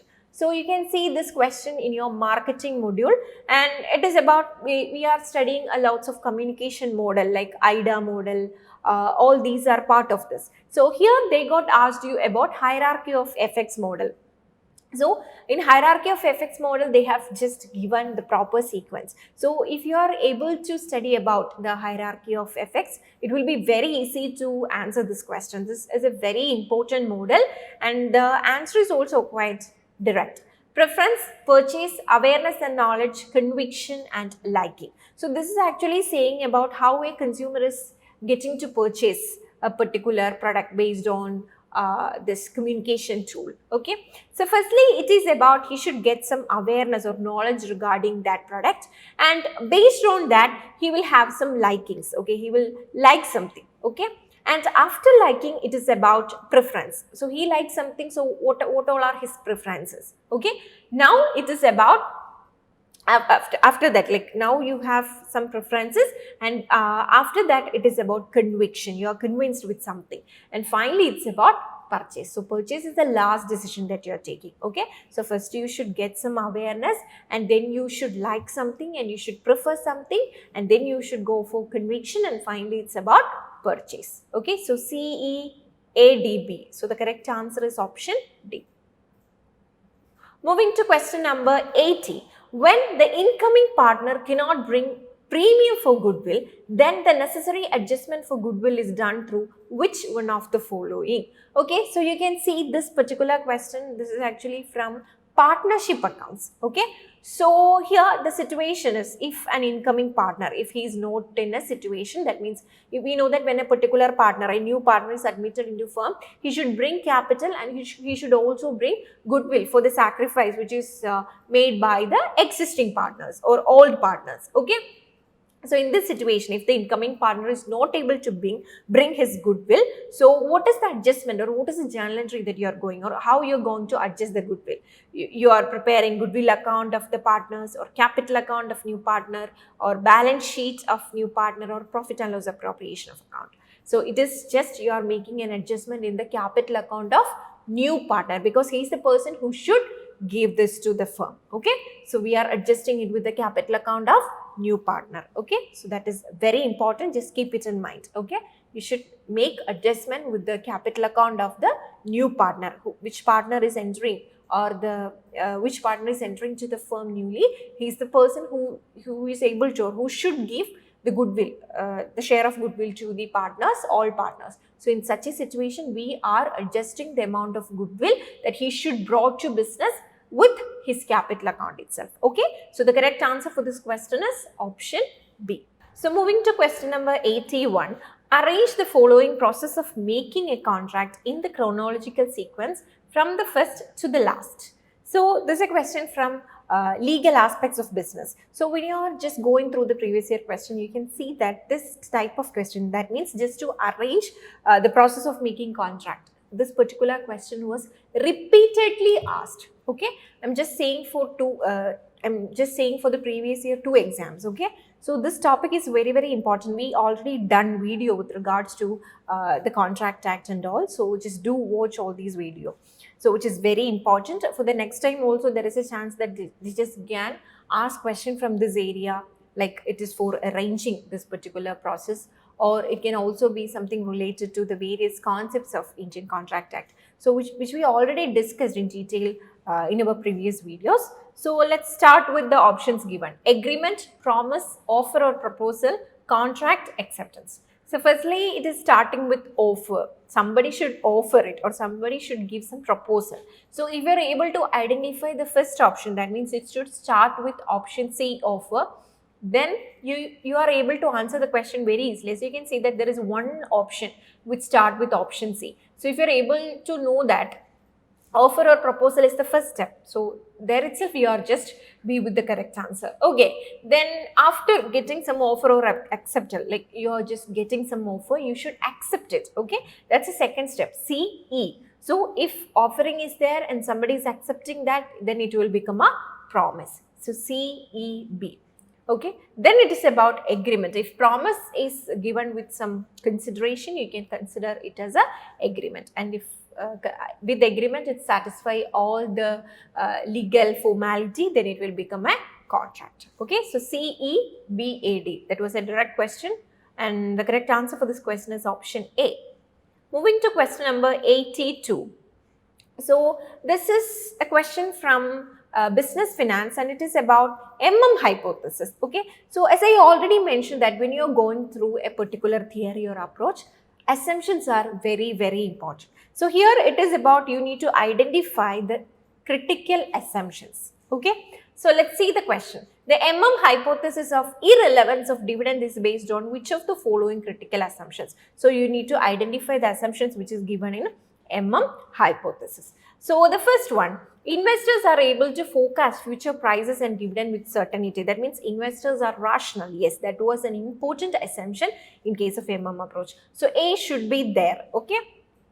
Then the firm has given investment policy which does not change. That means the investment policy is rigid. Of course, that was also an important assumption. Moving to option C, all financing is done through retained earnings. Yes. So when you're considering that all financing is done through retained earnings. So in case of hypothesis, does we specified that all firms, like the firm should finance only through retained earnings. That means the fund which is retained in the business from its profit No, there was no such a consideration is given. You can see all financing is done through retained earnings is given in case of a relevant approaches, okay, not in case of irrelevant approaches. So C is not an assumption related to approach. Then there are no taxes. Yes, there are no taxes. So D should be there. Perfect capital market in which investors are rational. Yes, that was also an important assumption. So you can actually exclude option C, except that all options should be there. So A, B, D, E. Yes, so the correct answer for this question is option C. So just see that assumptions are very, very important. Again, you have a match the following question. And here you have list 1 and list 2. List 1 is saying about economic framework. And this is actually from market forms. Like it is saying about, specifying about oligopoly market. So here you have Stackelberg model, Nash equilibrium, Peters strategic framework, prisoner's dilemma. And the list 2 is about the situation in which each player in an oligopolistic market adopts its dominant strategy but could do by cooperating. Okay, then second statement, conceptualization for identifying the structural determinants of the intensity of competition and the probability of the firm in oligopolistic industry. If the firms are disproportionately powerful, the market leader makes the first move and captures 2/3 of the market share, while follower firm gets only a third of the market share. Then a situation in which each player has chosen his or her optional strategy given the strategy chosen by other player. Okay, so you have different options which is related to this. So based on that, you need to identify the proper explanation which is related to each of this. So if you're going through the options, firstly, it is Stackelberg. You can see that it is the situation if the firms are disproportionately powerful, the market leader would have the first move and capture 2/3 of the market share, and the follower will get only 1/3. So such a thing is actually specified in Stackelberg model. So you can actually connect A3. So if it is A3, you have two options. You can go for option B or option C. Then second one is Nash equilibrium. Nash equilibrium is actually a situation in which each player has chosen his or her optional strategy given the strategy chosen by other player. Okay, so B4, A3, B4. Okay, A3, B4, when you're going with such an option, you have only one option, that is B. Anyway, with C can be connected with the 2. Conceptualization for identifying structural determinants of intensity of competition and the probability of firms in an oligopolistic industry. Now the remaining one, the D, which can be connected with which one? Which can be connected with the first situation, the situation in which each player in an oligopolistic market adopt its dominant strategy, but do not by cooperating. They are not going for any cooperation, they are just using their dominant strategy. Okay, so the options go like A3, B4, C2, D1. That is option is B. Okay, yes. Moving to question number 84. Arrange the procedure followed for disbursement of export credit in sequence from first to last. Again, you can see that it is about arranging the procedure. Okay, so a number of sequencing questions also there for your exam, right? So first to last, you need to identify the first one to the last one. Okay, so you have the various options also. The first statement, the bank releases the fund debiting to packing, crediting and crediting to the exporter's account. The bank calculates the amount of packing credit to be granted. Then C, the exporter would be required to send the goods through approved transport and forwarding agency. And option D, the exporter is required to take adequate insurance. And option E, submit evidence of a export. Okay, so these are the these are the given procedures for this. So firstly, you need to identify the first one. When you are just going through the options which is given, you can see that firstly you should go for or submitting your evidence. Okay, submit your evidence. So an option that should start with E. So yes, coming to your option, there is only one option which start with E. So with that itself, you are able to answer the question. Since we will go through the remaining options also. Submitting evidence, then the bank calculates the amount of packing credit to be granted, how much to be granted. That will be the second step. Then it is about the exporter would be required to send the goods through approved transport and forwarding agency. After that, it's about approval. So then you will have, first it is about submitting the evidence, then you should go for, the bank should calculate the amount of packing credit to be granted. Then we missed one particular important thing, that is the bank release the funds debiting to pack. After you're just asking for the amount or the total amount to packages to be granted, after it is about debiting that particular amount. Okay, that's important. Then only you're just going through the exporter would require to send the goods through approved transport. Okay, that's the situation. Okay, and finally the exporter is required to take adequate insurance. You should take the insurance also. Okay, so yes, so the options is going like E, B, A, C, and finally it's about D. So the correct answer for this question is option D. Moving to question number 85. Again, a match the following question. And list 1 is specifying about the types of costing and list 2 is about its description. So marginal costing, ABC costing, target costing, process costing. 1. Integrated approach to determine products features, product price, product cost and product design that helps to ensure a company to earn reasonable profit on new product. The amount of any given volume of output by which aggregate costs are charged if the volume of output increased by 1 unit. Okay, used when identical units are produced through an ongoing series of production steps. Then costing system in which cost being with tracing of activities then to producing the product. So this is also such an easy question. You are able to identify, or you are just familiar with each of these types of costing. You can easily answer this question. Okay, anyway, first we are going through the marginal costing. See, marginal costing, if it's a situation of marginal costing, we are saying about an additional cost. When you are going to produce one additional unit, the extra cost that you need to incur is the situation of marginal cost. Okay, in that way itself, we can actually connect it with option 2, the amount of any given volume of output by which the aggregate costs are changed if the volume of output is increased by 1 unit. So A2. So how many options are there which starts with A2? There are only 2 options. Okay, so you can eliminate option B and D. Now we are going with option. Okay, next is it is about B, ABC costing. ABC costing means it is giving importance to activities. Okay, so the costing system in which costs are being tracing of activities and then to producing the cost. Okay, so yes, so B itself, ABC means activity based costing. So B can be connected with 4. What about C, target costing?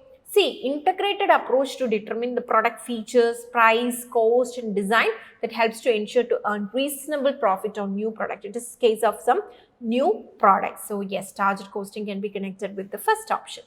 And finally, we have one more option, that is used when identical units are produced through an ongoing series of production steps. Okay, so if it is the production is happening on a continuous basis and it is a case of homogeneous product, we are actually using which kind of costing? It's a situation of process costing. If it is not continuous, or if the production is happening based on the order, some specific order, we will normally use job costing, that we already discussed with some question. Okay. So yes, so A2, B4, C1 and D3. So the correct answer is option A. Moving to question number 86. Again a question from partnership. Which one of the following rights is usually not available to a partner consequent to dissolution of the firm? So with the result of dissolution of the firm, the right which is not available for the partner. Okay, right of equitable distribution of firm's property, it's a right which is already available for him. Right to return of premium of premature wind up, that's also right. Right to be consulted, because they are going to consult in the name of that particular firm. So the firm is not at all there. So the right to be consulted, such a right will be removed. Okay, or that will not be available. So yes, right to restrain any partner or his representative from the use of firm name or a firm property. That is not his right which we can use in this case. So anyway, he can go with option C, that is right to be consulted. Okay.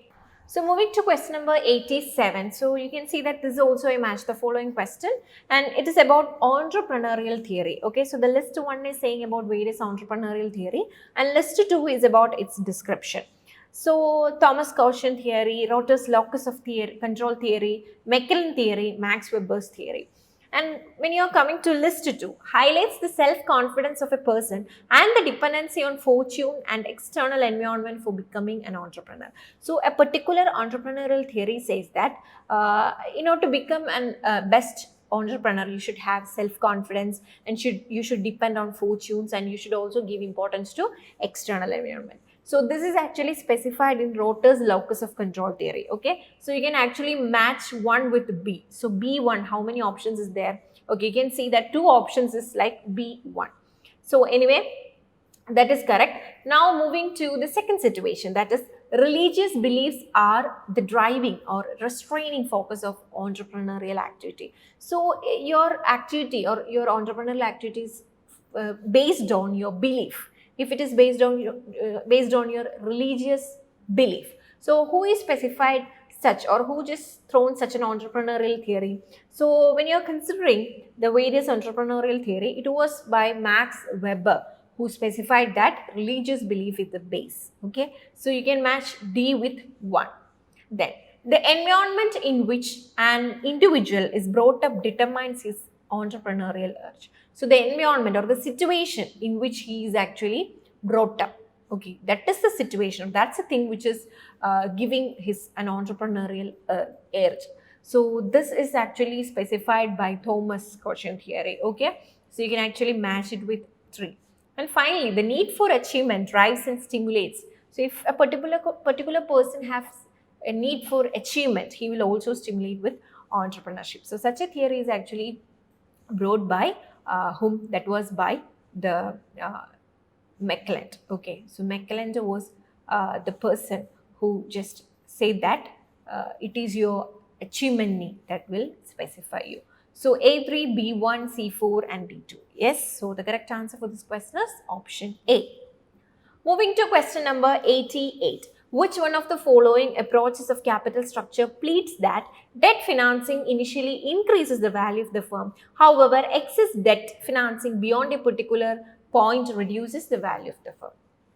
Okay, so this is a topic from business finance, and it is about capital structure theories. We know that there are mainly 4 capital structure theories which already specified in the given options: net income approach, net operating income approach, traditional approach, Modigliani-Miller approach. So these all approaches says the changes in capital structure is going to affect the firm in any manner. Okay, so here it is specified that an approach which says debt financing initially increases the value of the firm. That means if you are using debt, that will going to increase your value of the firm. But you're again using the debt financing in the concern. That means rather than the capacity or the maximum capacity of the firm, you are just after that also that it was in border. That means the maximum capability is achieved there, but after that again you are going to depend on debt financing. What happens beyond a particular point, that is going to reduce the value of the firm. So such a stage is actually explained in case of a traditional approach. Okay, in traditional approach we are specifying the thing which is going to actually happening by the changes in capital structure in 3 stages. Okay, anyway, the correct answer for this question is option C, traditional approach. We already discussed about detail about all these approaches in our previous videos. You can just check the previous videos related to capital structure theories. Anyway, the correct answer is option C. Moving to question number 89. Again, a match the following question, and this is also from business statistics. So the first list says about various statistical identities, and second list is about its description. So A, power of test, B, standard error, C, P value, and D is about F test. Okay, and the first one is saying that maximum level of significance at which null hypothesis would be accepted. What is that level? It is the P value. Okay, so that is a direct question. Then test for significance or regression equation, which is that the test which is for significance or for regression, it is a case of F test. We are using F test for that purpose. Okay, then standard deviation of an estimate from a sample is actually the standard error, that is the deviation which is happening, right? And finally, the probability that test will lead to rejection of null hypothesis when it is true. Such a situation is known as power of test. So yes, so you can go for the options like A4, B3, C1, D2. So the correct answer for this question is option B. Moving to question number 90. Which one of the following categories of customers are opinion leaders who carefully search for new technologies that might give them a dramatic competitive advantage? So you can see that this is actually from innovation theory, okay, which we already discussed as a separate video. So you need to identify which category of customers we are considering them as a opinion leaders. That means based on their opinion, more customers going to prefer the particular product. Okay, so who is that person or who is that category? It is early adopters. A very direct question. So its correct answer is option A. Okay, now coming to question number 91 to 100, you can see that these are passage questions. Based on the passage, you need to answer 5 questions. From each passage, you will get 5 questions. So for shift 1 students, you can see that the first set was a passage and the second set was a problem. Okay, so you just given some information. Based on that, you need to calculate some of the values that we will discuss. So firstly, it was about a passage which is related to monetary policy and all, which is related to RBI and all. So after making a thorough reading with regards to this passage, you will be able to answer the 5 questions based on this. Okay, so the first question from this passage was, which one of the following statement is not true? Both center and state should share the tax cut equally. GDP this fiscal would find it difficult to recover the size attained at the end of 2019 to 20. Curtailment of demand via higher interest rates can be used in a limited way. Choking of supply side price shocks will affect growth adversely. Okay, so by reading the passage, you are able to answer this very easily, as the passage was comparatively easy. So the correct answer for this question was A. Both the center and state should share the tax cuts equally. Question number 92. Which one of the following is the cause of inflation as per the passage? So you may have a number of information, or you are able to answer, or you are able to identify the different causes of inflation. That's fine. But after reading this passage, based on that passage only, you are going to, or you should answer this question. Okay, so based on that particular passage, it is a situation of supply disruptions. That was the reason for the inflation. Okay, so the correct answer is option C. Question number 93. Which one of the following measures the RBI can take to consolidate growth? Reduce tax on fuel price, reduce import duty, increase access to credit MSME, micro, small, medium enterprises, then absorb price increase by providing subsidies. So as per the passage, it was option C, that is increase access to credit by MSMEs. Okay, moving to question number 94. Which one of the following is most desirable to consolidate growth? Reduce interest rate, increase interest rate, suppression of demand, stimulate additional supply. That was D, stimulate additional supply. The last question from this passage was an assertion reasoning question, and the assertion is like this. The policy response appropriate for inflation caused by excess demand would be wholly suited for inflation caused by a spike in energy price.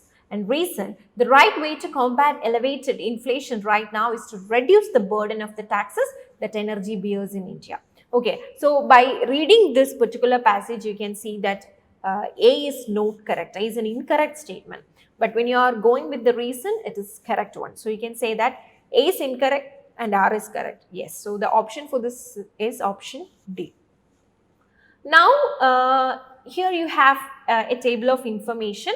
And based on this, you need to answer question number 96 to 100. Okay, so let's see the question. The following information is available with respect to a company manufacturing a particular product.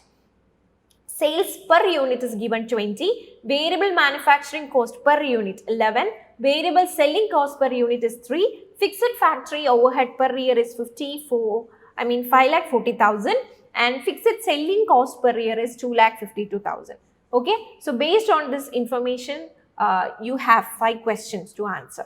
So the first question from this was, which one of the following is the PV ratio for the company? We know that in order to calculate PV ratio, the major equation that we are using is contribution divided by sales multiplied by 100. And what is this contribution? Sales minus variable cost. So say sales is given here, which is 20. And variable cost include both the manufacturing and selling cost. So 20 minus 11 plus 3 is the contribution divided by sales. By doing this, you will get the answer as option C, that is 30%. Okay, so moving to the next part, which is about calculating break-even point in units. So what is the equation for calculating break-even units, a break-even point in units? So if you want to calculate in units, you should use the equation fixed cost divided by contribution per unit. So fixed cost is already given in your question. I mean, 2 fixed cost is given, you have to take both of them, then divided by contribution per unit, which we already calculated. Okay, so by calculating it, you will get 1,32,000 units. Okay, that's a correct answer for this question. Then question number 98, which one of the following is desired sales volume in units to earn a profit of rupees 60,000? So it's a situation that the profit is given and you need to calculate the sales needed. Okay, so the equation is very simple, fixed cost plus desired profit divided by PV ratio. So fixed cost is there, desired profit is 60,000, which is given in your question, and PV ratio, which we already calculated in the first part, which is 30%. So that is 1,42,000 units.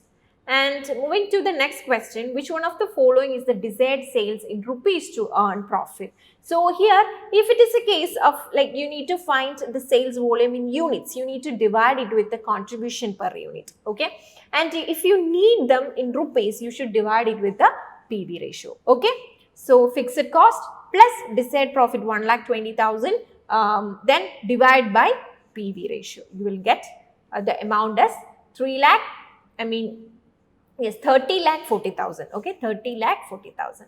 And moving to the last question, which one of the following is the break-even point in terms of rupees? So if you want to calculate in rupees, fixed cost divided by PV ratio. So by using this equation, you will get it as 26,40,000, which is the correct answer for this question. So ഇന്നത്തെ ഒരു വീഡിയോയിൽ December 2021 June 2022 merged സൈക്കിളിൽ 29 സെപ്റ്റംബറിൽ കൊമേഴ്സുകാർക്ക് shift 1-ൽ ചോദിച്ച ക്വസ്റ്റ്യൻസും അതോടൊപ്പം അതിൻ്റെ ആൻസേഴ്സുമാണ് നമ്മൾ ഡിസ്കസ് ചെയ്തത്. സോ ഈ ഒരു വീഡിയോയിൽ മുഴുവനായിട്ട് കാണുമ്പോൾ നമുക്കൊരു പ്രോപ്പർ ഐഡിയ കിട്ടും ഏതൊക്കെ ടോപ്പിക്കിൽ നിന്നാണ് ക്വസ്റ്റ്യൻസ് വന്നിരിക്കുന്നത്, ഏതൊക്കെ ടോപ്പിക്സ് ആണ് ഇമ്പോർട്ടൻറ്റ്, ഓരോ ടോപ്പിക്കിൽ നിന്നും ഏത് തരത്തിലുള്ള ക്വസ്റ്റ്യൻസ് ആണ് ചോദിച്ചിരിക്കുന്നത്. സോ നമ്മൾ അടുത്ത ഒരു എക്സാമിന് വേണ്ടി പ്രിപ്പയർ ചെയ്യുമ്പോൾ നമുക്ക് ഏതൊക്കെ തരത്തിൽ ക്വസ്റ്റ്യൻസ് ചോദിക്കും, എന്തൊക്കെയാണ് നമ്മളൊരു പെർട്ടിക്കുലർ ടോപ്പിക്ക് പഠിക്കുമ്പോൾ ഇമ്പോർട്ടൻസ് കൊടുക്കേണ്ടത് എന്നുള്ളതിനെക്കുറിച്ചൊക്കെ ഒരു വ്യക്തമായ ധാരണ കിട്ടും. ഇപ്പോൾ ഒരു തിയറി പഠിക്കുകയാണെങ്കിൽ നിങ്ങളോട് ഞാൻ ഓൾറെഡി പറയാറുണ്ട്, അസംഷൻസ് വളരെ ഇമ്പോർട്ടൻ്റ് ആണ്. സോ നമ്മൾ ഈ തവണ ഈ ചോദിച്ച ക്വസ്റ്റ്യൻസിലാണെങ്കിൽ തന്നെ നിങ്ങൾക്ക് അസംഷൻസ് അറേഞ്ച് ചെയ്യാൻ തന്നിരിക്കുന്നതായിട്ട് കാണാം. സോ എങ്ങനെ ഓരോ ടോപ്പിക്ക് പഠിക്കണം, ഏതൊക്കെ ടോപ്പിക്സ് ഇമ്പോർട്ടൻ്റ് ആണ്, ഏത് രീതിയിലാണ് നമ്മൾ അതിനെ ആൻസർ ചെയ്യേണ്ടത് തുടങ്ങിയ കാര്യങ്ങളെക്കുറിച്ചൊരു വ്യക്തമായ ധാരണ നിങ്ങൾക്ക് കിട്ടിയെന്ന് വിചാരിക്കുന്നു. നമ്മൾ ഓൾറെഡി ഡിസ്കസ് ചെയ്ത പ്രോബ്ലംസ് ഒക്കെ തന്നെയും വളരെ ഡീറ്റെയിൽഡ് ആയിട്ട് നമ്മൾ മറ്റു വീഡിയോസിലായിട്ട് ചെയ്യുന്നതായിരിക്കും. So I hope this video will help you for your preparation. Thank you and happy learning.